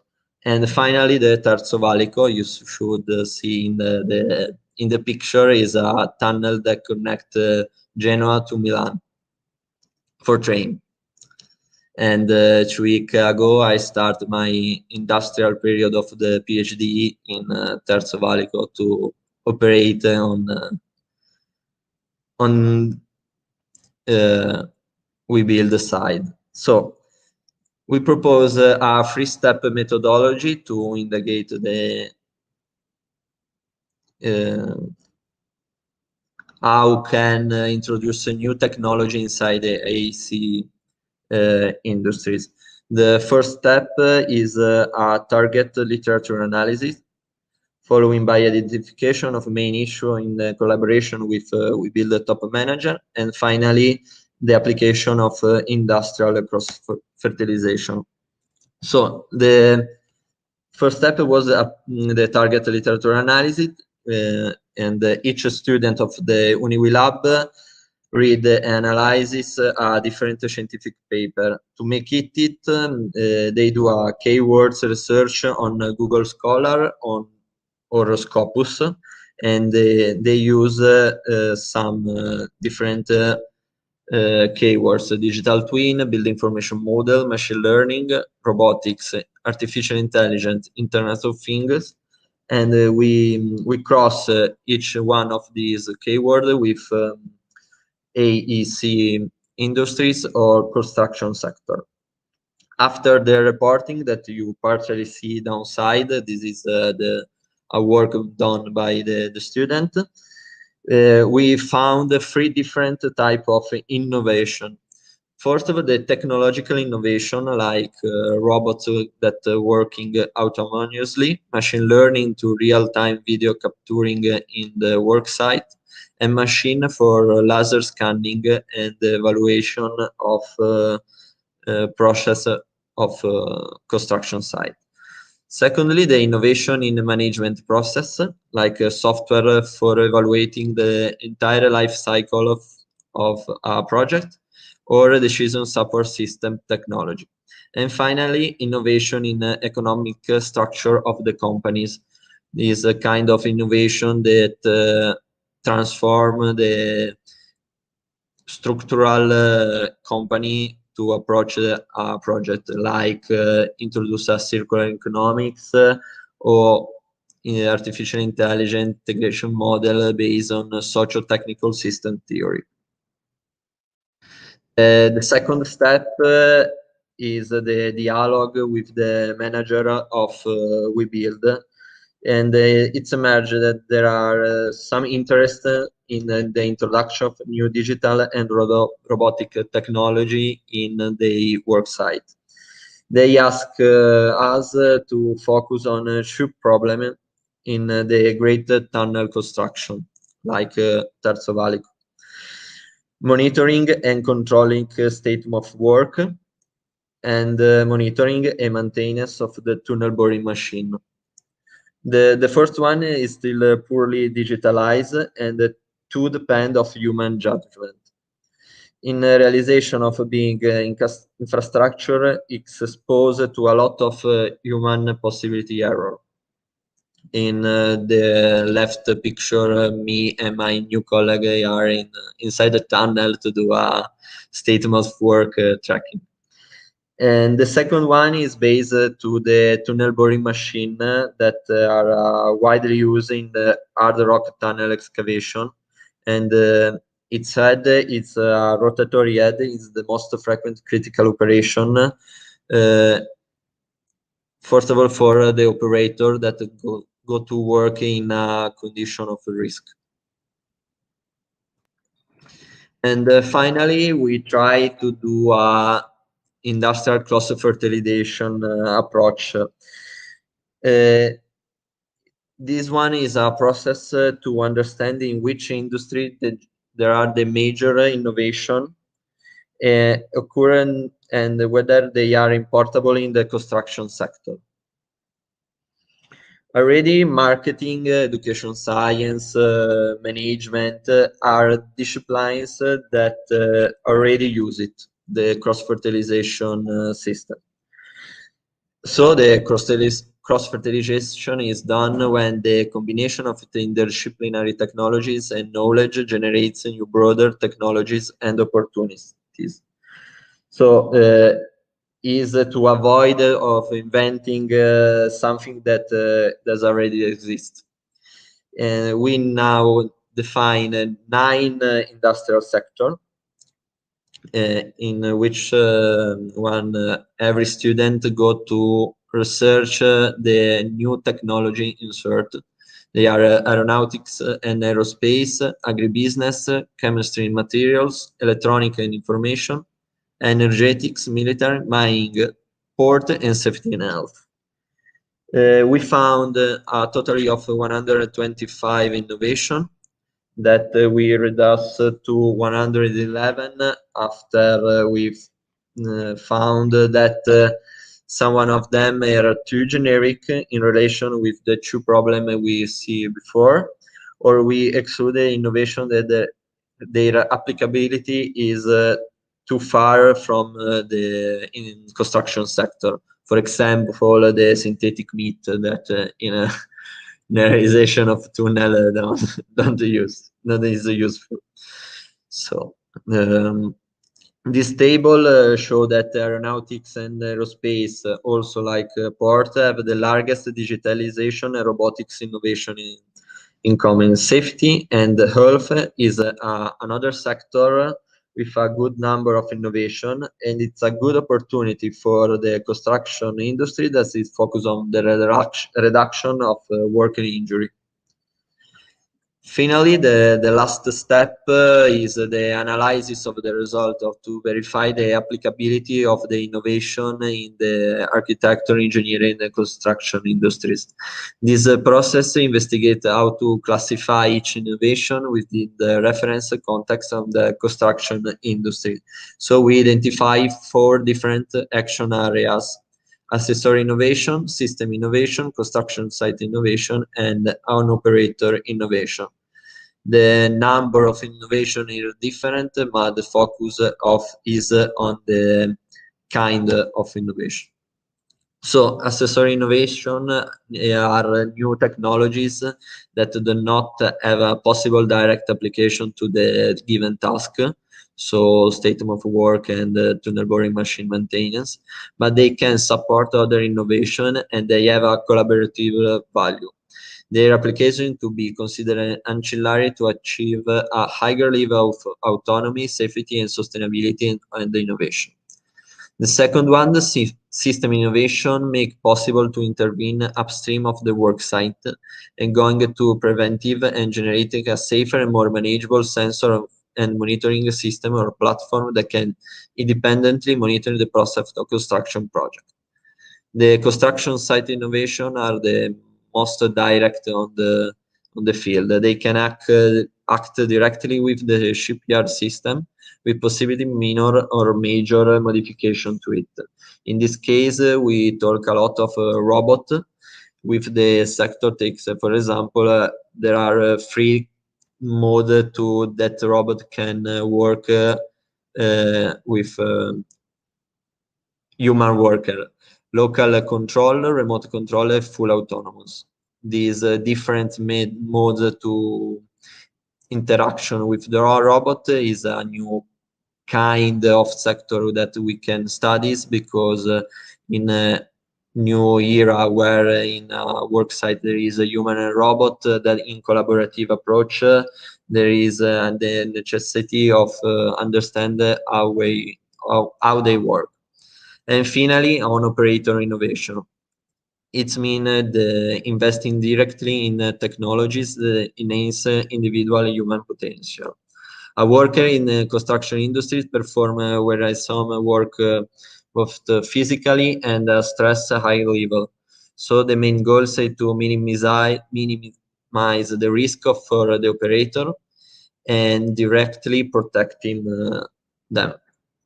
So in conclusion, I have a question. So perhaps for a better implementation of digital within the industrial construction sector work site, could it be firstly necessary to rethink their configuration? Because maybe the actual morphology of the work site is not good enough to insert new technologies that could help to major investment in the construction site. So thank you for the attention. I'm here for a question.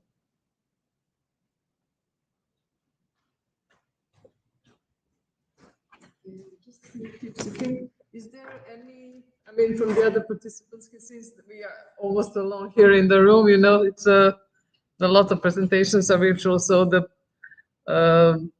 is there any question from the other participants? Can we see them? Yeah. No. Oh.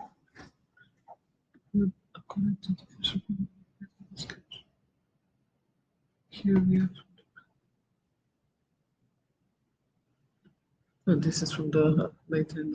Is there any question from the other participants? No?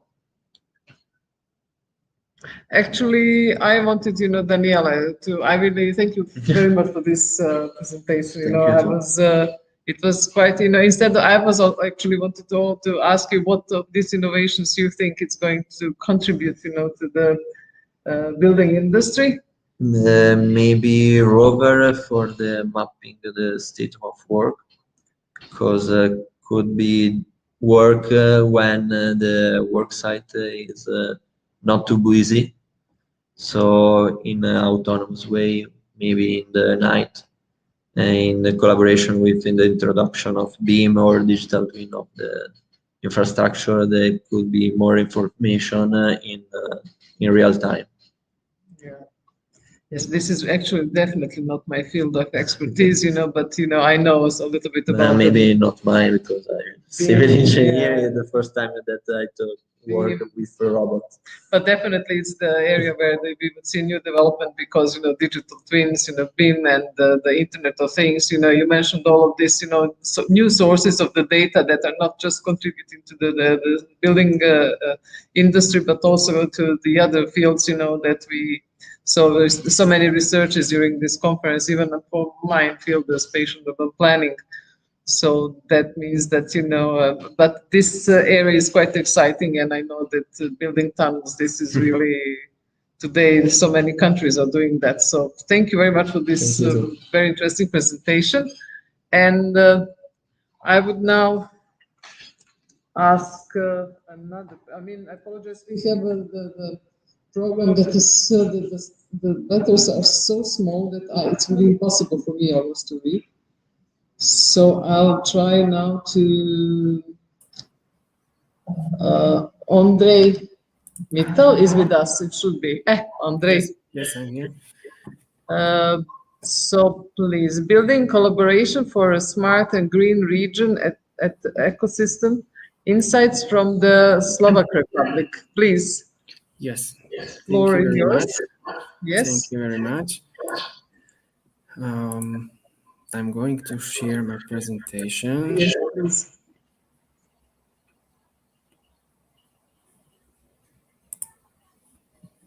Okay, we see it. Okay, perfect.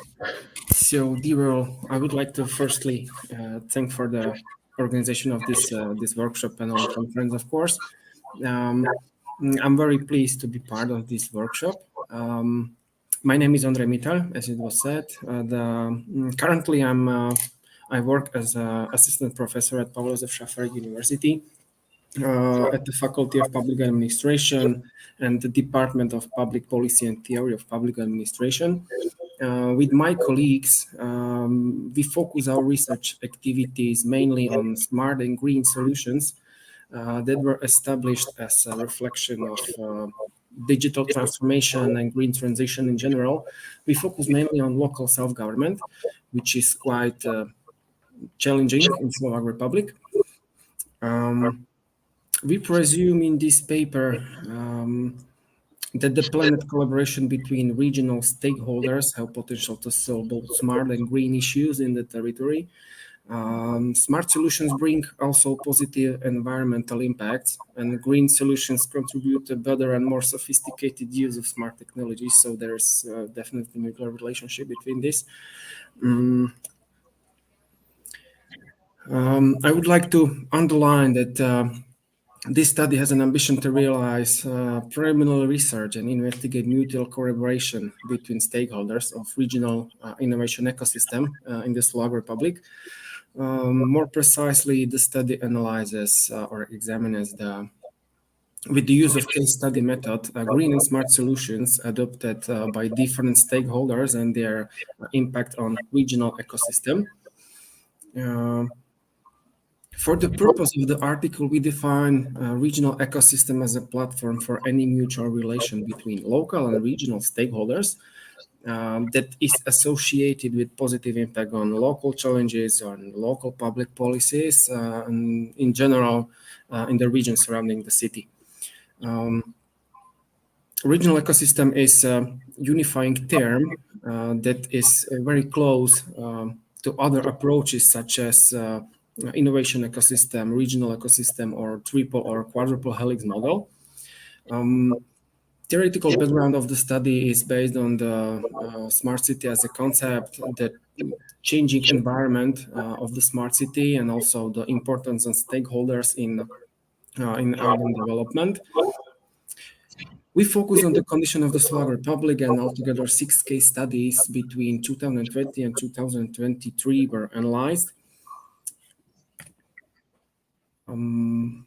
If we shortly discuss the interconnection between smart and green and urban development, it must be said that according to the World Health Organization and also the World Bank, currently more than half population live in the cities or urban areas, and this number is anticipated to rise to approximately 70% by 2050. So the concept of smart city has gained significant attention because technologies facilitate urban transformation. Different practitioners and politicians indicate that smart city approach can help urban areas in tackling contemporary ongoing climate change. Smart city approach affects not only the city itself, but also the citizens and different stakeholders in wider territory. So in this regard, we perceive smart city concept that something that also includes these mutual relations between not just government and citizens, but also the mutual relation within the regional ecosystem. The range of stakeholders play a crucial role in functioning and developing of smart city concept. For example, monitoring of population or economic burdens is critical for ensuring well-being of citizens. The smart city phenomenon has direct impact on enterprises and businesses. The implementation of smart solutions is important for real estate developers, for technology providers. Also, universities have also significant role in planning and operation of smart cities. High quality of life is also important for the planning of urban development. So there are very, very different relationship between smart city and green agenda. If we look at the environment of the smart city and the environment which is dramatically changing in last years, the world has the unique opportunity to, let's say, steer the course of urban development. Scholars and policymakers are expressing worries regarding the high levels of urbanization on environmental aspects. For example, CO2 pollutions, air pollution, negative effect on biodiversity, public health issues, etc. In this regard, cities contribute to environmental degradation through the various factors. It's, for example, energy and water consumption, high intensity of mobility, traffic jams, waste production. So, put differently, cities have significant impact on environment, and the same cities are therefore the key players in the fighting against the climate change. So smart and green challenges have exceeded barriers between the sectors of our society, and both types of challenges affect different types of stakeholders in the territory. As it was mentioned in the literature, environment with good collaboration of involved stakeholders can lead to benefits that will emerge in territory. It's, for example, strengthening of cost effectiveness, it's environmental performance, higher identification of citizens of business with cross-sectional and fragmented societal goals or public policies, and in general, maybe sustainable development, social development, environmental development, and also economic development. In this regard, important precondition in building smart and green regional ecosystem is systematic approach in stakeholder collaboration and involvement of relevant stakeholders in policy making. As it was said during the introduction, we analyzed 6 case studies. Cities were selected intentionally mainly to demonstrate how planned collaboration between stakeholders help to build smart and green regional ecosystem. This selection is mainly influenced by the conditions of the Slovak Republic, because in the Slovak Republic we have high fragmentation of local self-government. We have almost 3,000 cities or municipalities, but only 10 of these municipalities or cities have a higher population than 50,000. So we have a lot of small municipalities, and that is the problem why we choose, and that is the main reason also why we choose the selection was intentionally made.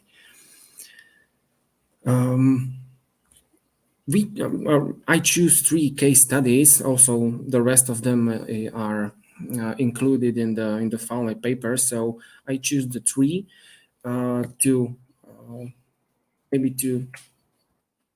maybe are the best cases out of these 6 that we analyzed.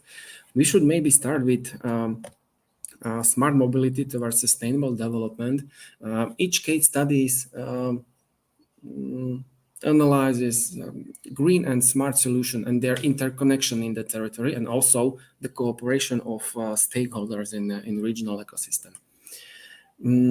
The first case study is based on the collaboration between local government and business, which has resulted to development of shared transport services and also the public transport in the city of Košice.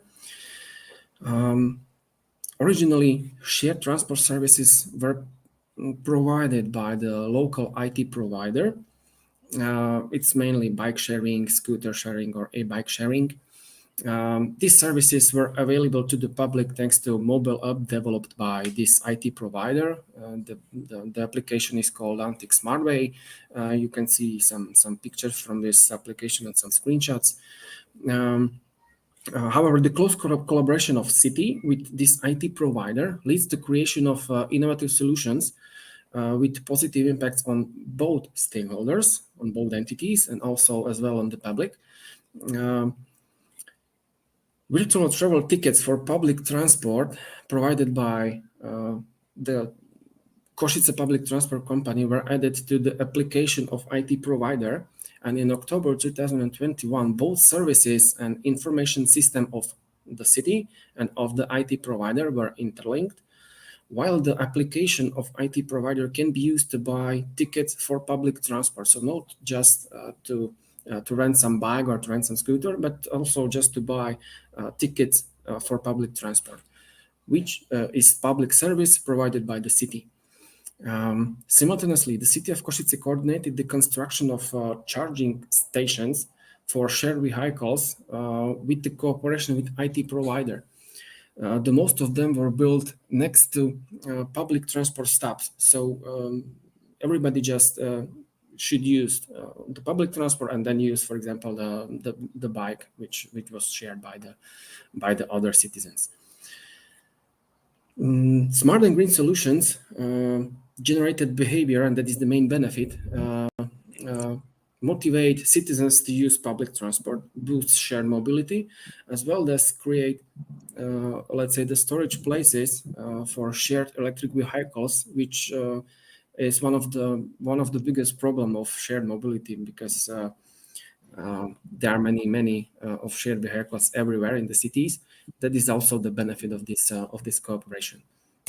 The next case study is also from the city of the Košice, but this is the cooperation between also local government, the city of Košice, but with the university, with the higher educational institution.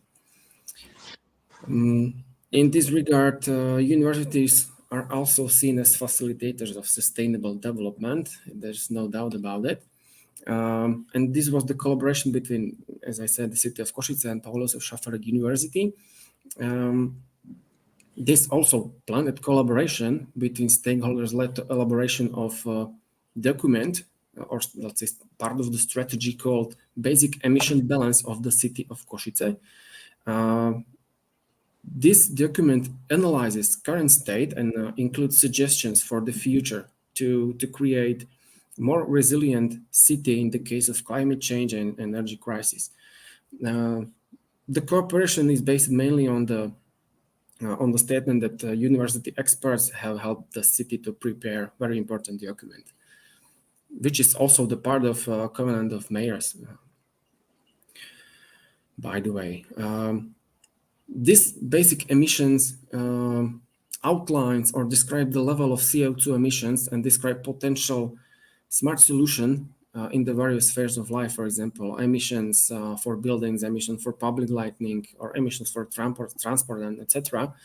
On the picture, you can see the map of the city of Košice, and if you look very closely on it, you can find slight blue lines on the map.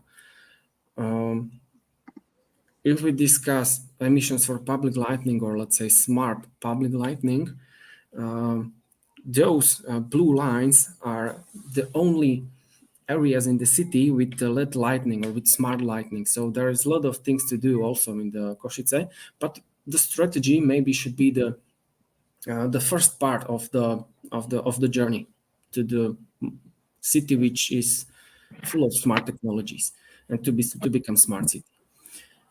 The last case study which I will present is focused also on public lighting. So that was the main reason why I choose those pictures from the previous document. This is the case in the city of Nitra. This is also one of the biggest cities of the Slovak Republic.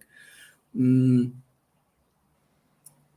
general, in Slovak Republic, personal capacities of local self-government units are very limited. So they need to outsource sophisticated analysis and audits. And the same decision was made in this case by the city of Nitra, and in the case of public lighting audit. This audit was elaborated by the private company.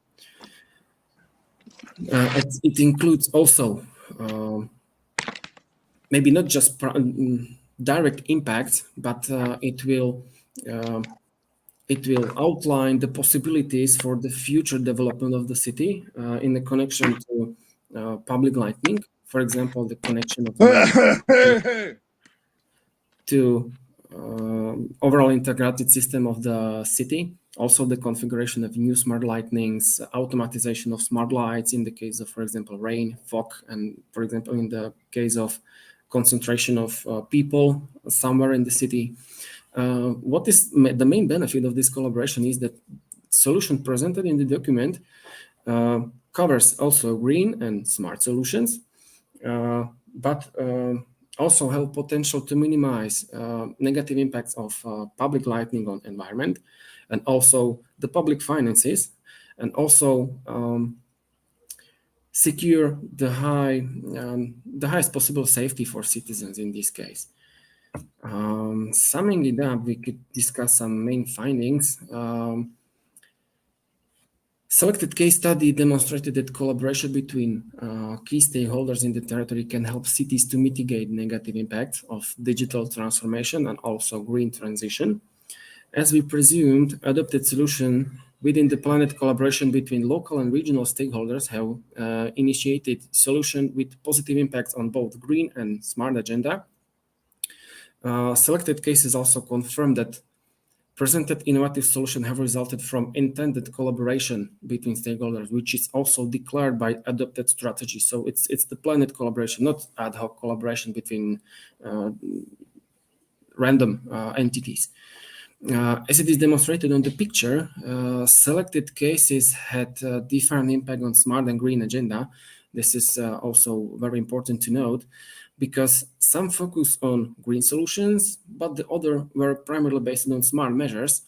However, also case study with lower intensity can be perceived as an example of good practice, mainly thanks to the collaboration and also the combination of impacts on digital and green agenda at the regional ecosystem. Summing it up, we argue that the systematic collaboration between the stakeholders contribute to smart, green, sustainable development of wider region, smart and green regional ecosystem. And some final words, it could be said that local governments can be perceived as main policy actors and also the architects of this regional ecosystem. However, local self-government is not able to answer all contemporary ongoing digital transformation and green transition challenges without stakeholder cooperation, without stakeholder involved in the building of smart and green regional ecosystems. So this was the main point of our study, which aims to realize preliminary research and maybe outline some future researches, maybe in the comparison with the other states and also the other cities, and also the comparison maybe for example with the cities that really have good results in combining of green and smart agenda. So thank you very much, and I'm looking forward to any questions. Thank you very much.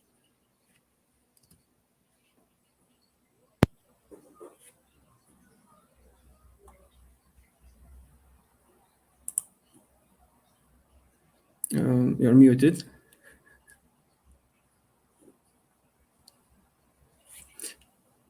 I cannot hear anything. You're muted.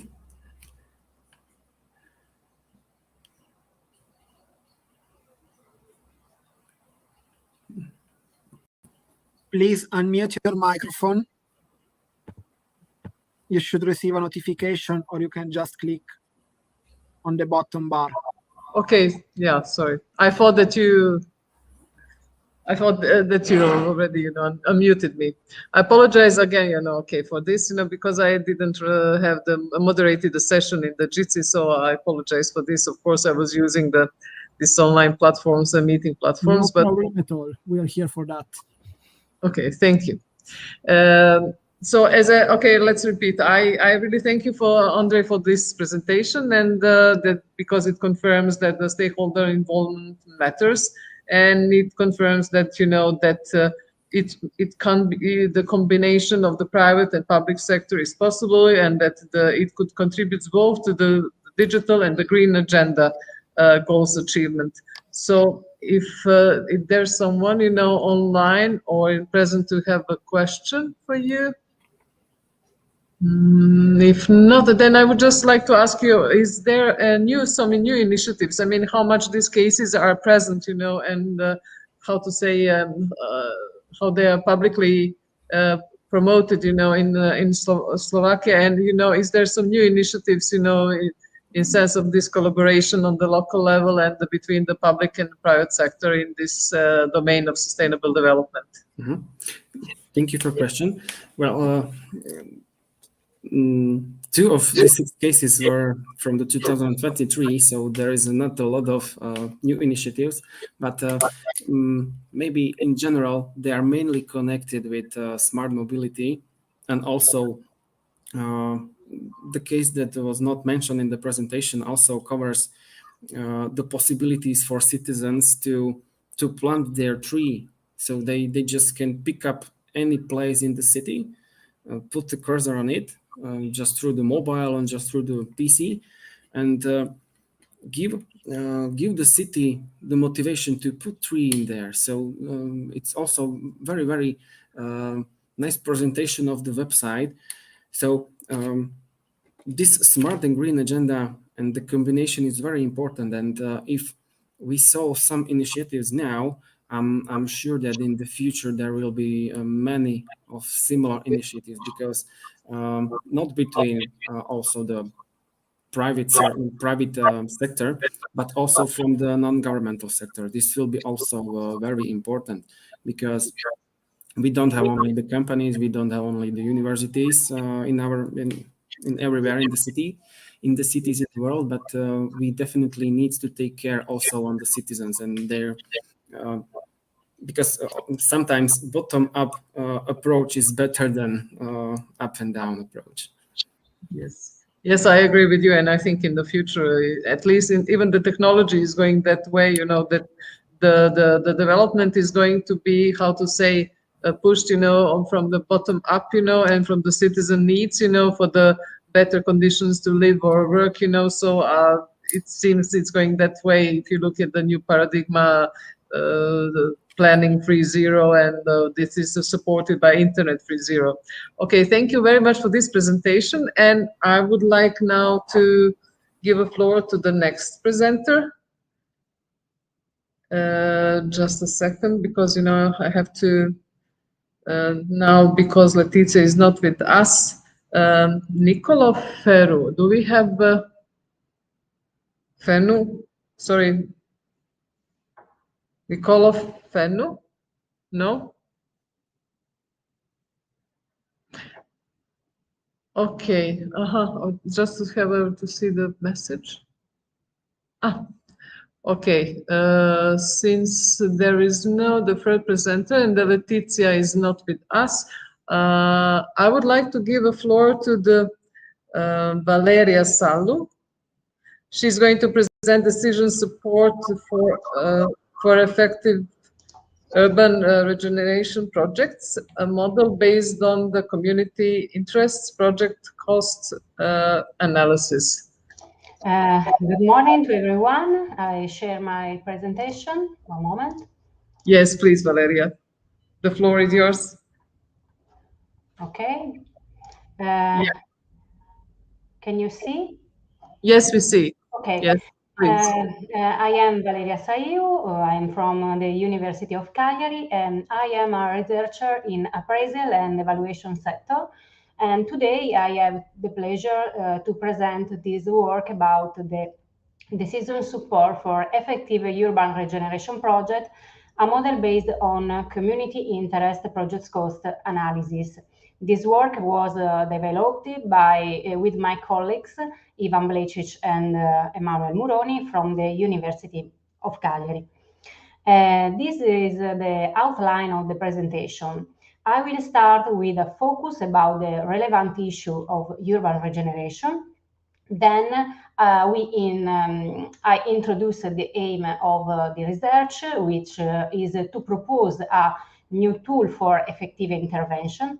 And we present the methodological approach that is based on a participatory cost-benefit analysis, which are described in detail in the next slides. And I will focus on the results of the case study of Ismirionis and San Michele neighborhoods in the city of Cagliari. And finally, I provide some conclusion about potential application and future studies.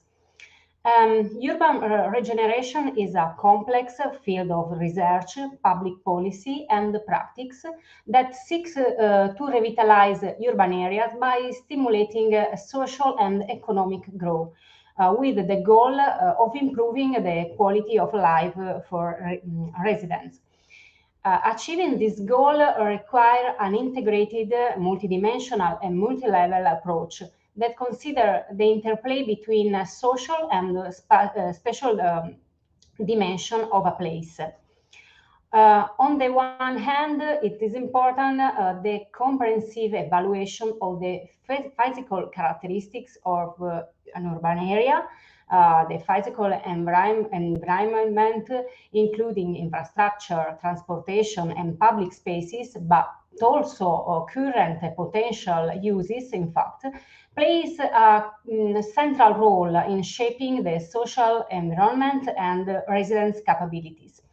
In this context, particularly attention must be paid to practice specific needs and perception of local communities, and in particular to non-profit cultural, social, and recreational activities managed by communities. These characteristics, in fact, give some information about community engagement, social cohesion, and access to service and other amenities that are very important for promoting the inclusive growth and for defining more responsive and effective intervention. The aim of the research is this. we careful assessing these two aspects, immaterial and material. Decision maker can make informed choices about which projects are most likely to optimize economic resources and improve social impact for local communities.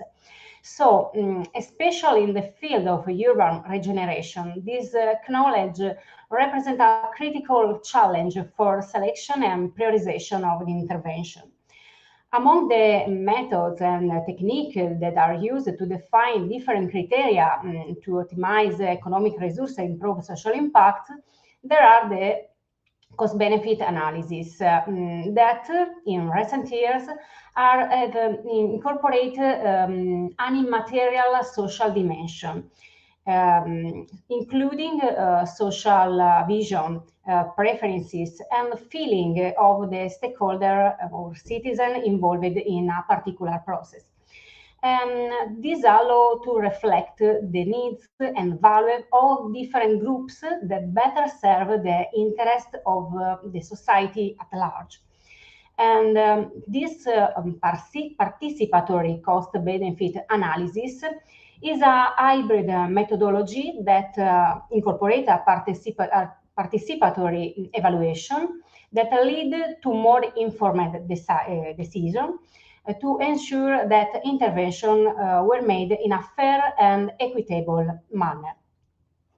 To achieve this twofold goal, maximize the social impact and minimize the cost of the intervention, we have developed a new novel tool that is based on two criteria and methodologies. The first consider the expressed, declared interest of the local community, in particular social and cultural association and group, in the use of a specific space. And this social analysis is implemented by using the tool of qualitative and research analysis, in particular the community scoping that allow for participatory design and analysis that is employed to better understand the local condition and to describe community needs, perception, and interest in using different public spaces. These steps include semi-structured in-depth interview with different social actors, formal and informal organization, association, and also key individuals, and provide detailed information and data to be implemented in the evaluation model. The second step and set of criteria is related to the evaluation of the economic cost of the intervention. This is an analysis based on the documentation, observation, surveying, and the cataloging of all public spaces. In this study, we consider 4 main categories of public open spaces: ecological sites, urban parks, little gardens, and sport area, according to their potential uses and unique characteristics. Then the current state of each space as the level of intervention required for their use is defined by a panel of experts to estimate the cost. The range consider values lower than 50,000 euros for the equipment and small maintenance works to value greater than 2 million euros. This is the case of large abandoned areas that require primary urbanization work, for example. The result of these 2 steps are combined to define a community interest project cost analysis that show that what are the dominant or priority intervention. There are high effective and low expensive, The secondary or inferior intervention, there are low effective but also low expensive, and the questionable intervention, there are low effective and lower expensive, or high effective and high expensive. The data are reported into this two-dimensional curve where the community interest is represented in the horizontal axis and the project cost in the vertical axis. The two vertical quadrants are related to the best social choices, while the two horizontal quadrants are related to the best economic choices. The proposed methodology was applied to a case study of the two neighborhoods in the city of Cagliari, Ismironis and San Michele. This study was undertaken using qualitative economic analysis and through a participatory process that involved many local stakeholders as a part of a large collaborative project led by the University of Cagliari. We have mapped and characterized using traditional on-the-ground technique and open data source 21 public open spaces and 14 groups and associations that operate in this urban area in cultural, health, and other social sectors.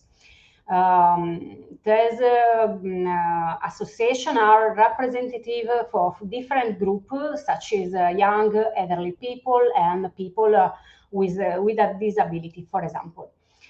And among the analyzed spaces, there are two large urban parks, San Michele and Monte Claro, and an important area of ecological and historical value, Tuvigedo and Tuvumanu, which is located in the largest Punic necropolis in the Mediterranean area. We have also analyzed 19 little public spaces among the square, little garden, and sport area that are very important in the context of everyday life. In this table, we can see the complete list of the analyzed spaces and involved social actors. And then we have analyzed the social and spatial spaces by using the methodology described before. For the social analysis, to evaluate the level of interest in selected spaces, we conducted the interview with the representative from the association. We asked them to indicate their level of interest on a 3-level ordinal scale, ranging from low to high. And then, with different procedure, we have aggregated the score. As a result, we have established 5 categories of community interest from very low to very high. On the other hand, to evaluate the potential for future projects, we conduct a comprehensive evaluation of spaces characteristics, current and potential uses. And then we have estimated the cost of intervention by considering many factors, such as direct cost of construction or site upgrading, the conservation state of these places, and the quality, the type of the proposed intervention, and the local construction market. Based on this evaluation, we have classified the required intervention in 5 categories of project cost, from very low to very high. This classification provides a useful tool for urban planners and general for decision makers to determine the appropriate level of investment needed for each public space. The results of these 2 steps, social and spatial evaluation showed that out of the 20 spaces analyzed, 7 can be defined as priority spaces for intervention, 1 as a secondary space for intervention, and 12 as questionable space for intervention. In the figure and in the table, you can see the additional evaluation of the level of priority conducted for the 8 spaces belonging to the first 2 categories of priorities and secondary intervention. As an example, among the 7 identified priority spaces, there are the square Piazza Scuola Popolare that was perceived as an important public space by the interview. The square is a quiet space located in the heart of the neighborhood, serving as a suitable area for both the residents and of neighboring buildings, and for those seeking access to other activities in the neighborhood, for example, the hospital.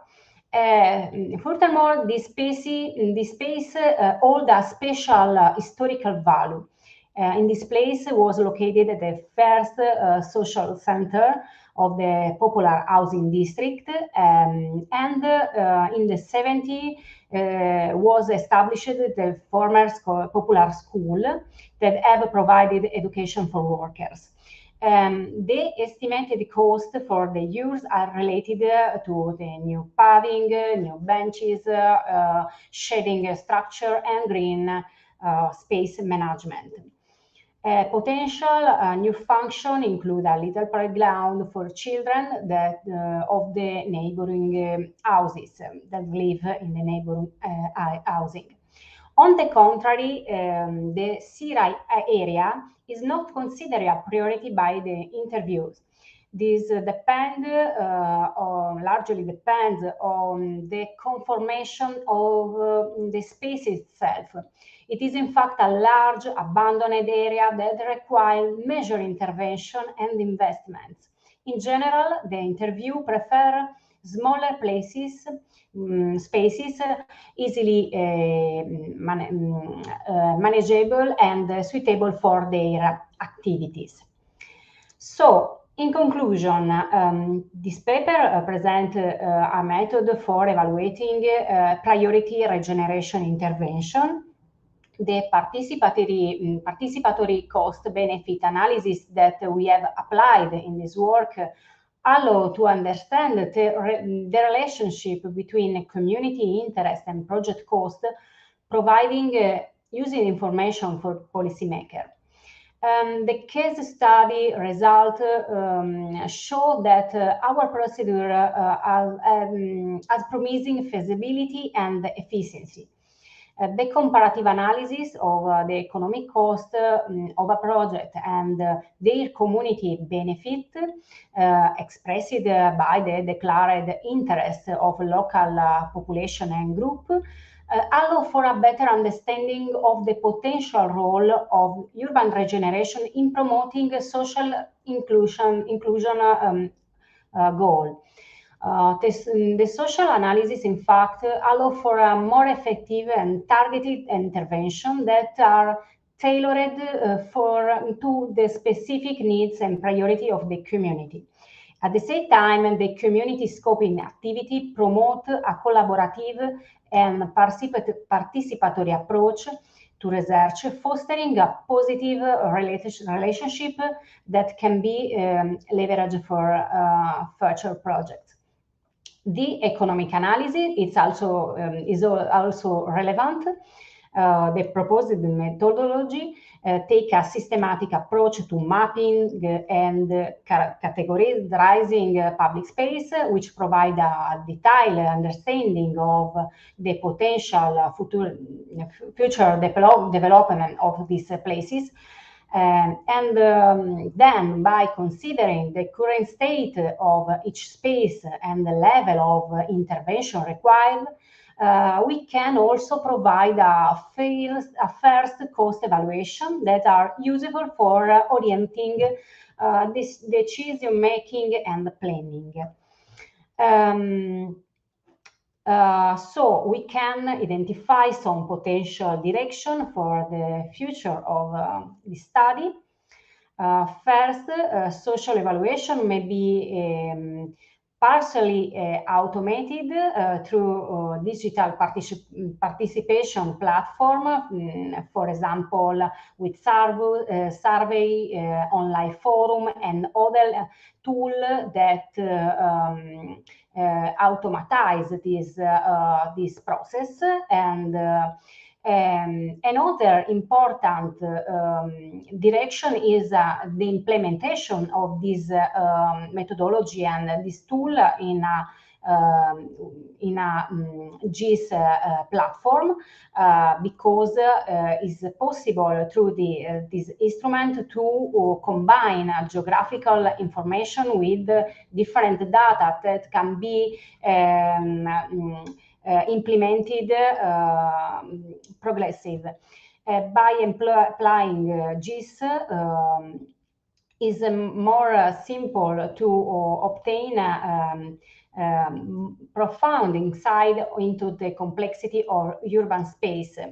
And decision maker can make the informed choices regarding which intervention is most likely to be effective and offer the highest return of investment. And finally, the synthetic evaluation of place based on two criteria is a preliminary step for a more intricate evaluation process. We can introduce further criteria and develop more refined and precise tool for ranking on rating places. And so public administration can improve this tool in their ordinary processes of management to define priorities and so to better allocate economic resources. Thank you for your attention. I conclude.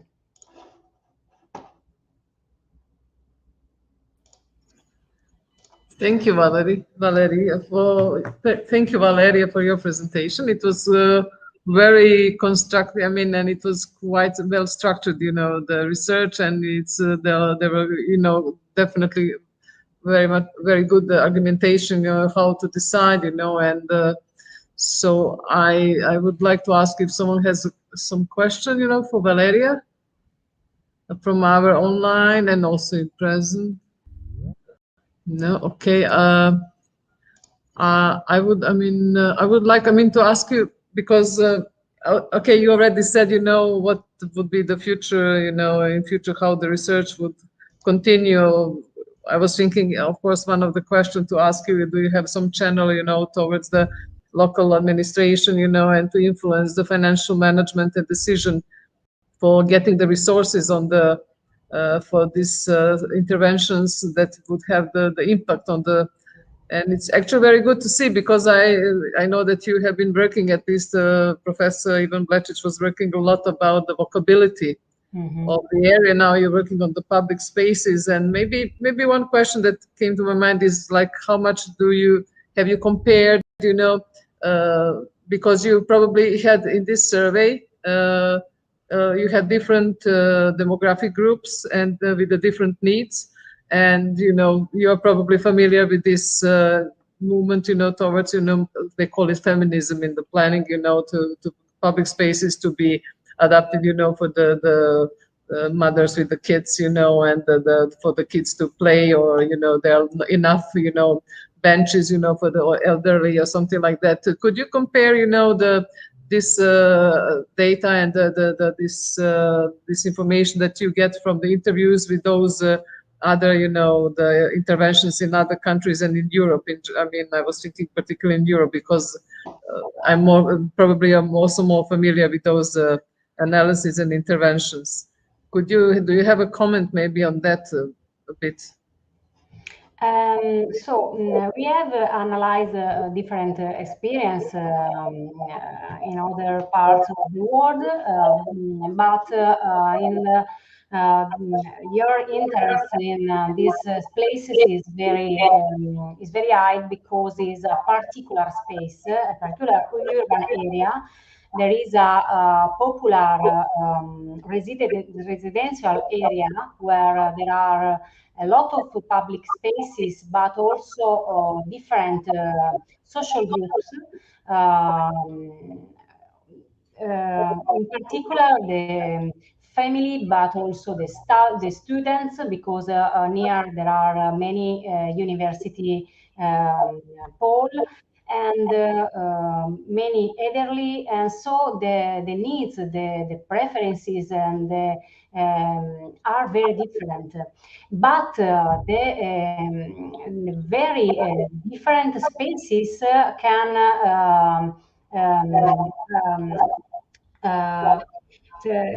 allow to allocate different function for all these different social actors. And so the very important is to understand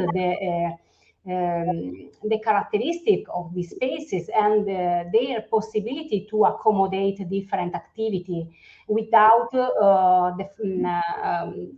create conflict, for example, from different groups. And this participatory methodology have this important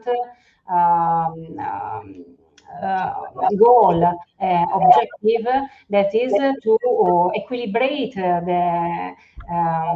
the needs and to better allocate different activities without conflicts. Okay, yeah. Thank you. I mean, this topic is, quite now, how to say, it's not popular. I mean, because it's quite important, the local communities to have the place where they could gather, and that to make this, how to say, network in the community, and to keep the specifics of the community. So yeah, I wish you all the best in the future research, and hope some of these projects are going to come true, and you would get the funds, from the local administration to make this this regeneration soon to be how to say, to be implemented. So since we don't have, I think the Letizia didn't join us, I think, and not the Nicolo Fenno. I don't know if Benjamin, if you have some information that. No, and Letizia also, yeah. Should we then close, or will?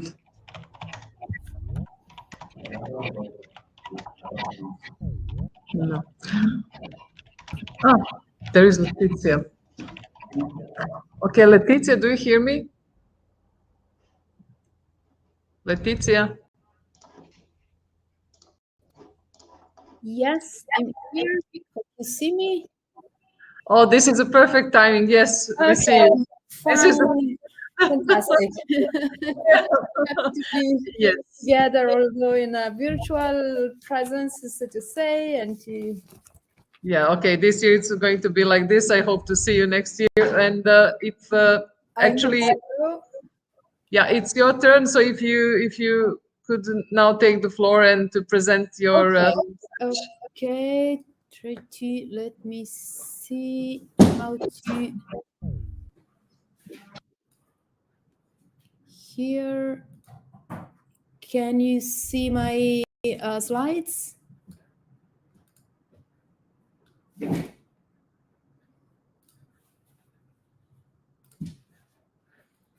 Just bear with me.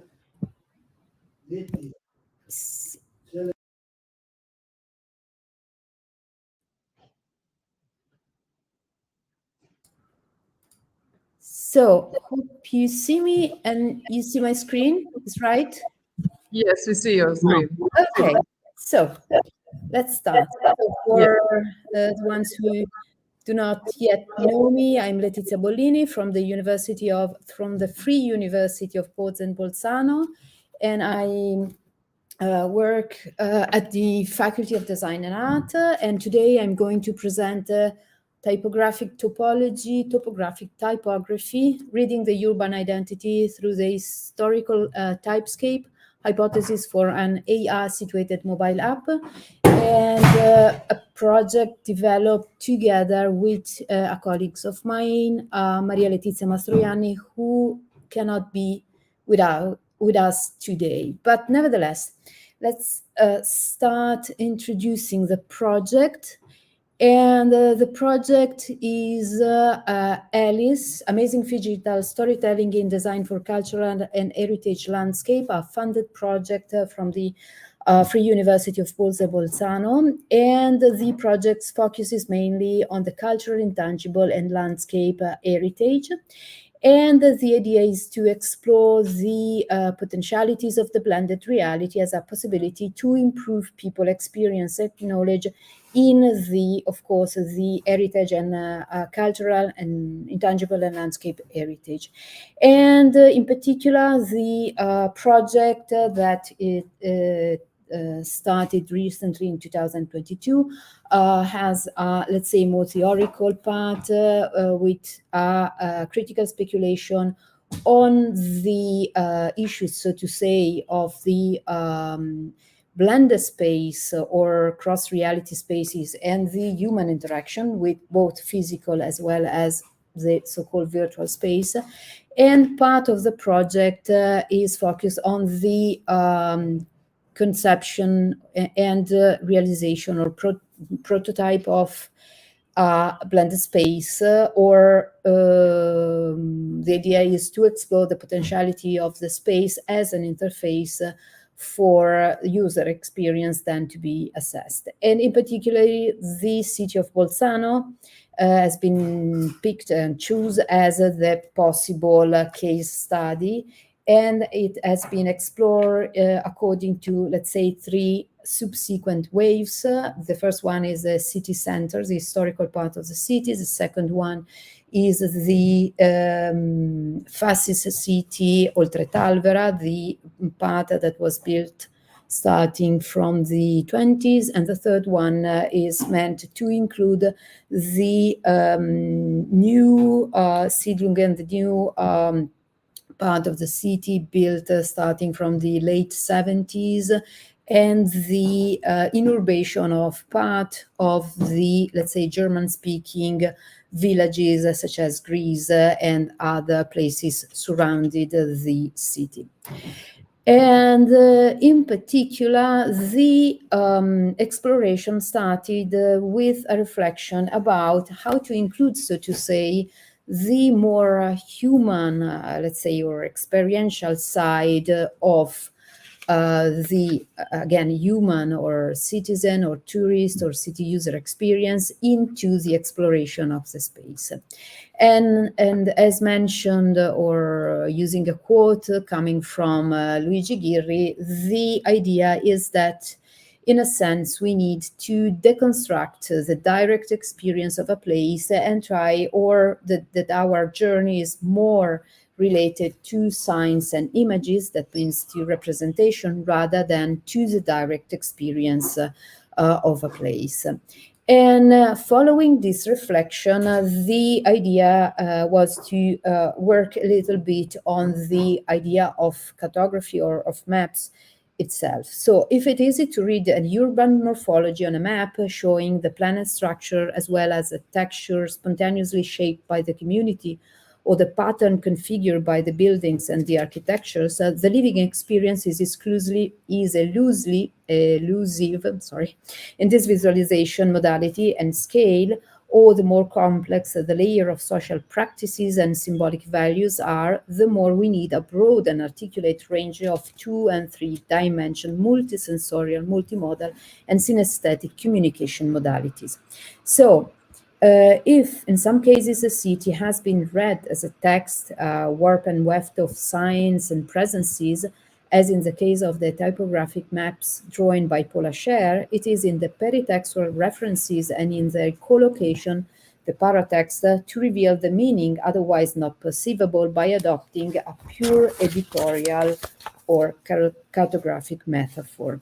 According to Simon Winchester, author of The Map That Changed the World, Cher's works reclaim the charm of maps in the age of GPS.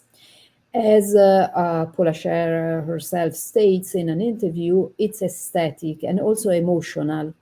I describe it as abstract expressionist information, that you are taking information and manipulating it to create a sensibility. Maps is a beautiful antidote to the sterile objectivity of location-aware apps and devices, reminiscent of Ward Shelley's analog data visualization and poetic subjective of You Are Here, personal geographies, and other maps of the imagination. And his approach to maps then seems to give back to cartography an emotional dimension, able to reconnect with people more like to community-driven Waze live map app instead of the efficient and commercial representation of Google Maps. A similar elaboration can also be found in the artistic work of Alighiero Boetti, based on the first experimentation of the Planisfero Politico back in 1969. The game plan cartographies and the atlases reproduce the outlines of states and continents on which the corresponding flags are imprinted. However, this weaving of images and colors seems highly realistic in heraldic symbology of the national flags, is interwoven with the materials and experiences of the author during his travels, for instance, in Afghanistan and in other parts of the continent. The frames are emblazoned with Italian and Persian texts selected by Boetti and the craftswoman. Geopolitical changes were tracked throughout the world, transforming a simple idea into a political vision by visualizing territory disputes and regime changes. So, how about inquiring then the space through this category of typography? So, according to James Clough, a professional calligrapher and a scholar, in his book about mapping the historical, commercial, and public signs in Italy, mentions how intuitive, original, and witty, improvised, and elegant, from the ornate Tuscany style on the 19th century to the eccentric letters of the Art Nouveau, from the grandiose architectural inscriptions of the 30s to the delightful works of the surviving old science painters, from fascist ghost lettering to those on manhole covers, the signs and the inscriptions are the mirror of the Italian society.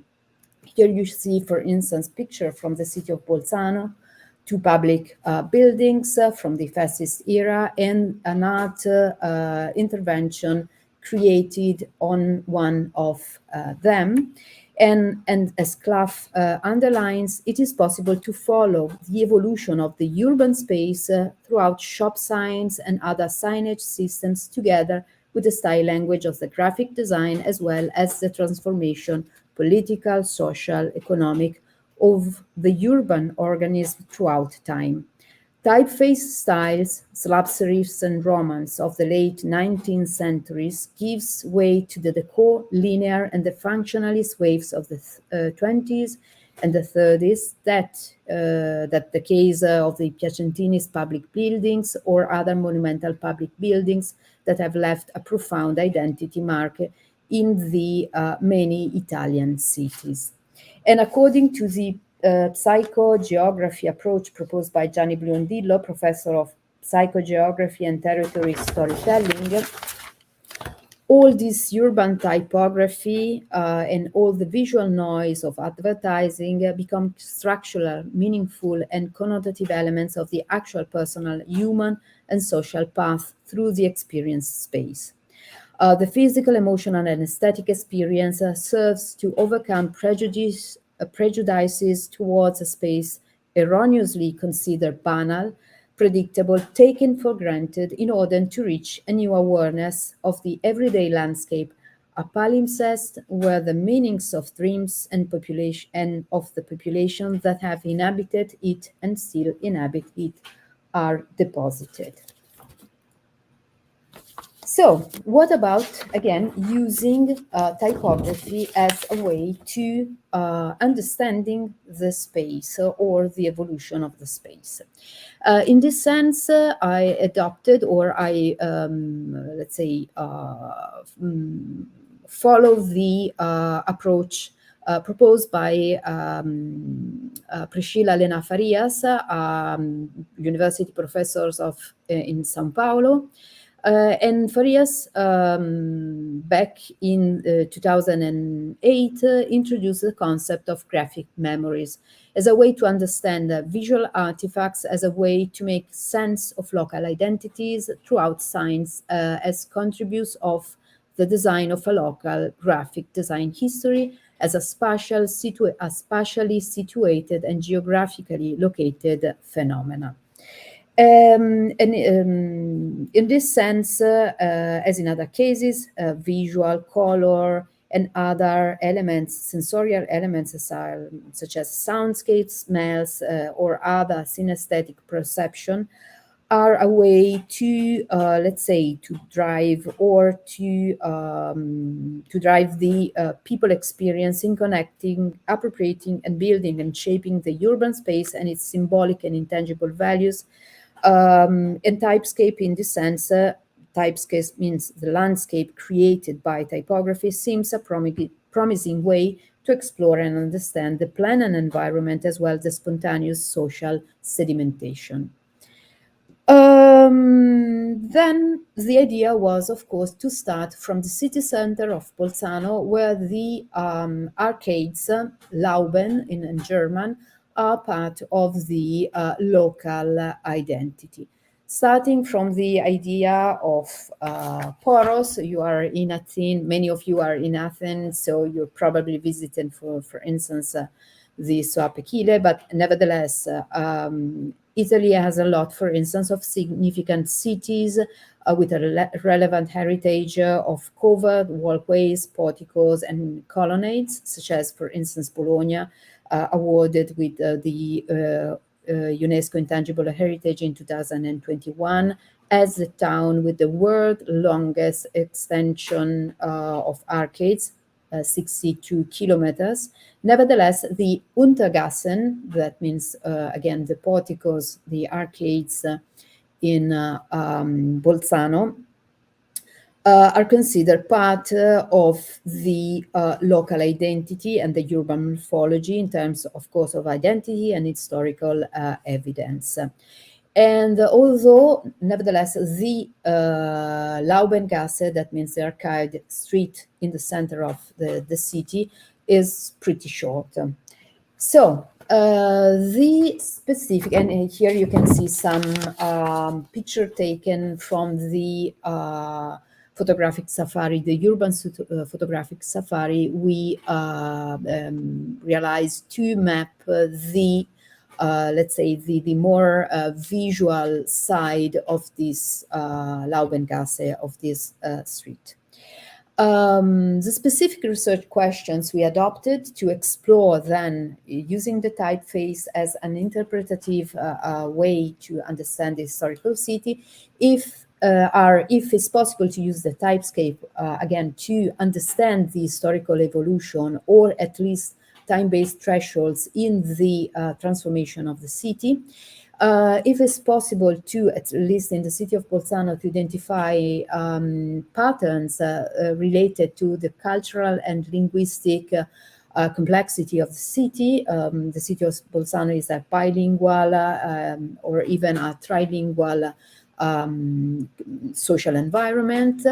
If the typescape can be used as a way to understand phenomena of preservation or of gentrification of the urban landscape, of the urban territory, and adopting the concept of graphic memories mentioned by Farias, if it's possible to use this archigraphy and typographic landscape to understand or to describe to get the genius loci or the local identity of this space.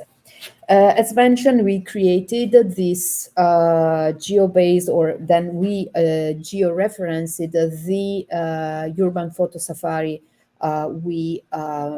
As a way to, on the one hand, visually explore. In this sense, we adopted visual, let's say, not ethnography because people were not directly involved, but a sort of landscape ethnography through visual artifacts. And then we, of course, use a lot of direct and indirect resources or sources to understand the historical evolution of the Laubengassen. For instance, trying to understand using historical archive resources coming from the Archivio Storico della Città di Bolzano to find historical pictures of the porticos to compare with the current ones, postcards, and any other visual documentation of the previous destination and topology of the area, and of course bibliographic and literature review. In particular, we use the monography Häusergeschichte von Altposen. That is a huge reference to understand the evolution, at least in terms of properties of the building starting from the 18th century. And then we explore also we try to understand, for instance, the recent evolution from more or less the previous time, the time previous the COVID emergency and the current year using Google Street View. And in this sense, we compared, for instance, our critical map of the Laubengasse with the versioning of the picture included in Google Street View, to have also a long-term using archives materials and a short-term, so to say, comparison of the evolution of the place. And here is the first draft of the AR typescape application to explore the city center and the Laubengassen Street Straße in the Laubengassen Street in Bolzano. Although it's still a beta application and you can directly access from the publication, and you can of course see the evolution because the prototype is a living prototype we are still working on. The idea of the AR mobile application is start or wants, so to say, to explore some assumption. For instance, how the phygital approach, namely an hybridization between physical space and digital augmented and overlaid information, is, let's say, is enriching or is a way to explore a cultural, intangible, and distributed heritage of an environment, and how it can improve knowledge sharing and awareness. The role of the social perception of the typescape in terms of local culture connected to the specificity of the trilingual history of the city, Italian, German, and Latin-speaking communities. Sorry. And the impact of mass tourism in gentrification dynamics of the city center, and the progressive falsification of the identity of the place, and the sustainability of according to the slow movement or slow tourism approach, and the potentialities of using the application in eliciting narration and testimonies that map the recent evolution of the territory through the collective memory. Considering, for instance, that the Laubengasse is very famous in the city of Bolzano, but there is no, let's say, historical investigation about it, or at the historical level, not that much has been made to map the evolution from an historical perspective, or not systematically, so to say. So a bit of discussion of the results, more related to the urban landscape and the landscape heritage. First of all, we try to understand, for instance, or to compare the actual occupation of the space, of the porticos or the arcades, and the historical records of the ownership transfer of the properties and what we discover is that in the majority of the cases, the real estate is mainly belonging or presumably was originally intended and meant for private use and only in recent time have been put on commercial use. And then we, so to say, identified some emerging patterns in this evolution of the Laubengasse and in this sense of the heritage, the landscape heritage of the city center. And the aim was also to understand, for instance, if this evolution or the typescape evolution was an indicator of the globalization, or better to say, the gentrification of the area.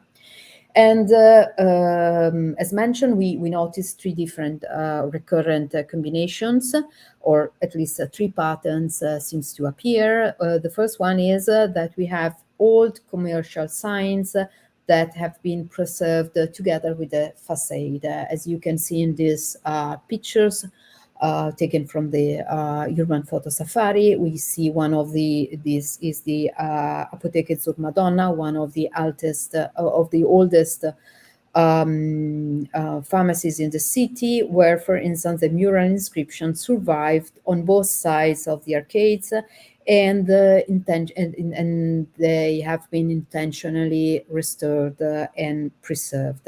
In this sense, the typescape is preserved as a part of the environment heritage, although the city is nevertheless a living and transforming organism.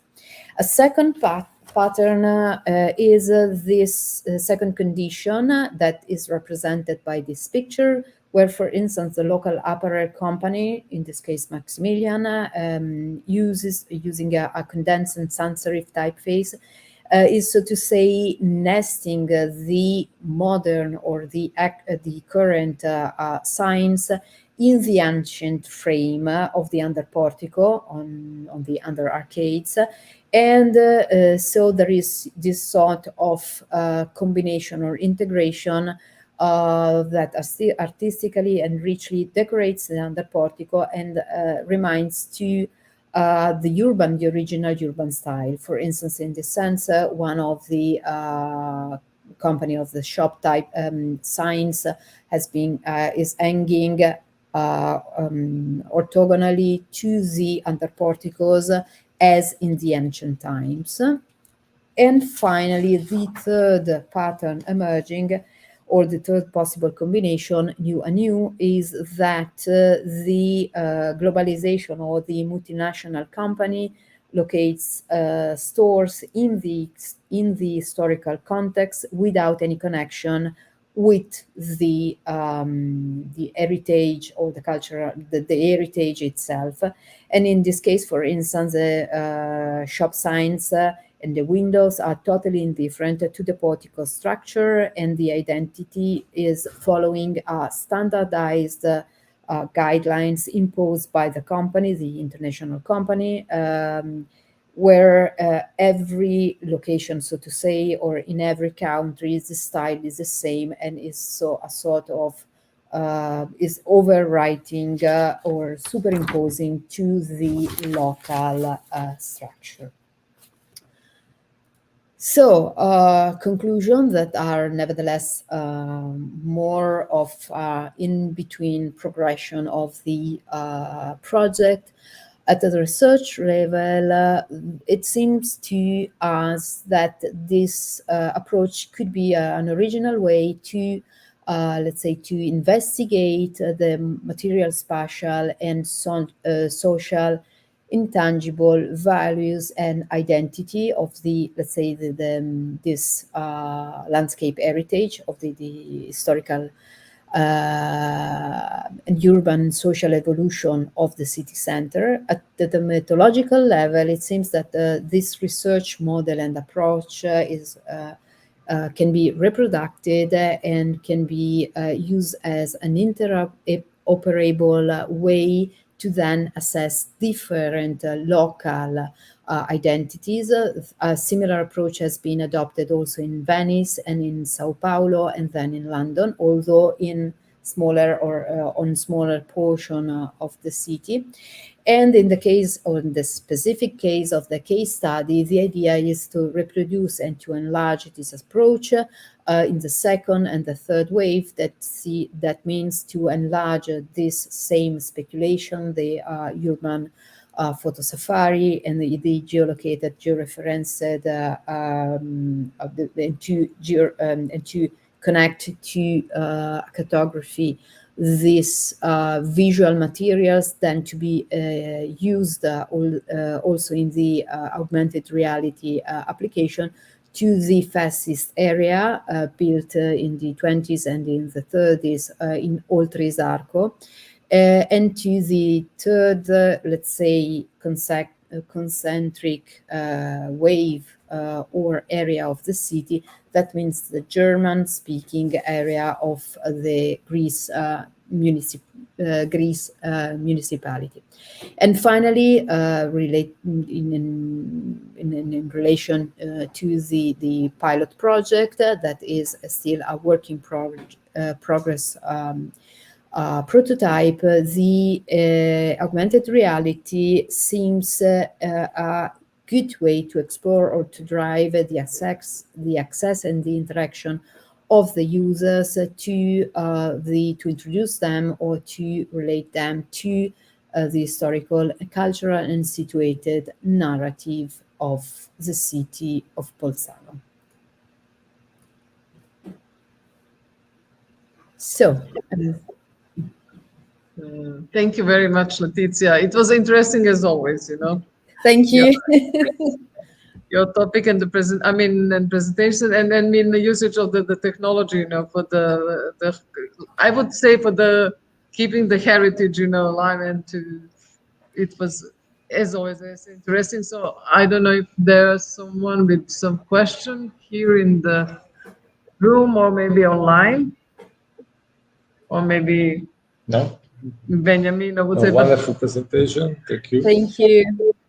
Yeah, it was interesting, and I look forward because I read the article and then I see that you are actually going to, as you said, it's just the beginning. So I assume that it's going to be, how to say, in a way to give some, how to say, directions, to the local administration, how to preserve and how to preserve this heritage, that is already there and it's maintained for some time, and then also how in the future, the new, because the new is coming, and as you notice that there is a Terra Nova in the downtown, in the space that, in a way, okay, I like maybe sometimes this combination of the new and old is nice, but it should be nice, so probably there would be some kind of directions to the local administration, how to preserve that and how to develop the architecture around. Yeah, what was really interesting is that exploring a little bit more the Laubengasse is really a symbol in Bolzano. It's really part of the identity of the city.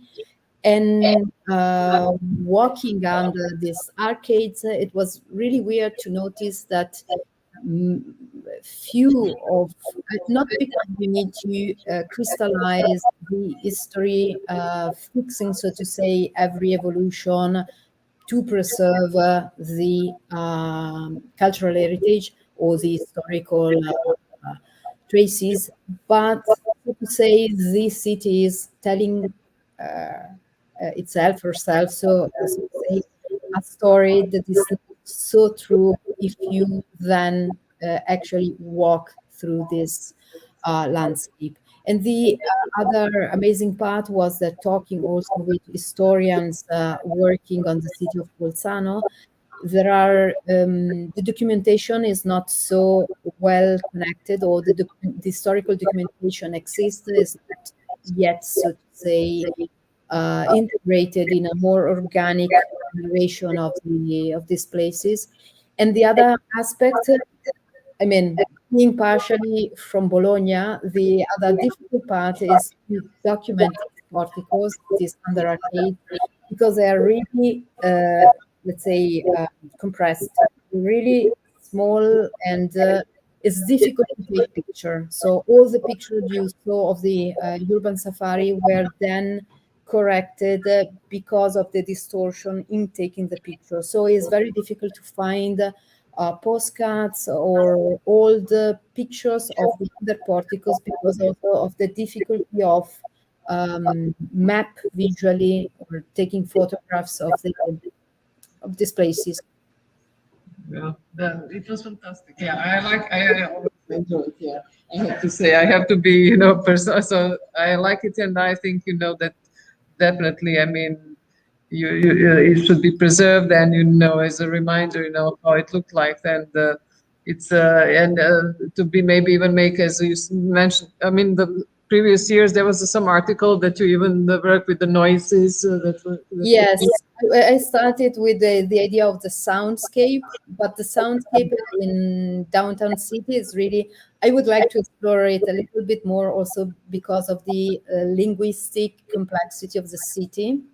So we are trying to then adopt again the soundscape approach to explore mainly the fascist and the German speaking area, and to integrate both approaches or further approaches in the project. I hope to present something more about the pilot next year, more mature and integrated. Yeah. Excellent. Look forward. Okay. Thank you. Thank you, Letizia. Okay, I would like to thank all participants within this session. It was a very nice presentations, and thank you for your patience. I know it's already, let's say, evening, but as I said, thank you, and look forward maybe to see you the next year in the same session with some new interesting topic and research results. Excuse me, may I step in? One last thing for the chair is the evaluation form that you should compile about the papers that were presented in the session. So I'm sharing the link in the chat. Maybe you can take note of it and do it later. You don't need to do it exactly now. Okay. Thank you for this. Okay. You're welcome. Just the chair. It's just for the chair to evaluate the papers. Okay. Okay. Okay. So take note of the link, please, and whenever you're more comfortable, you can do it. Okay. Now it's dinner time for you, I guess. Okay. That's all? I mean, from the technical side? Yeah, I guess so. Okay, thank you. Thank you.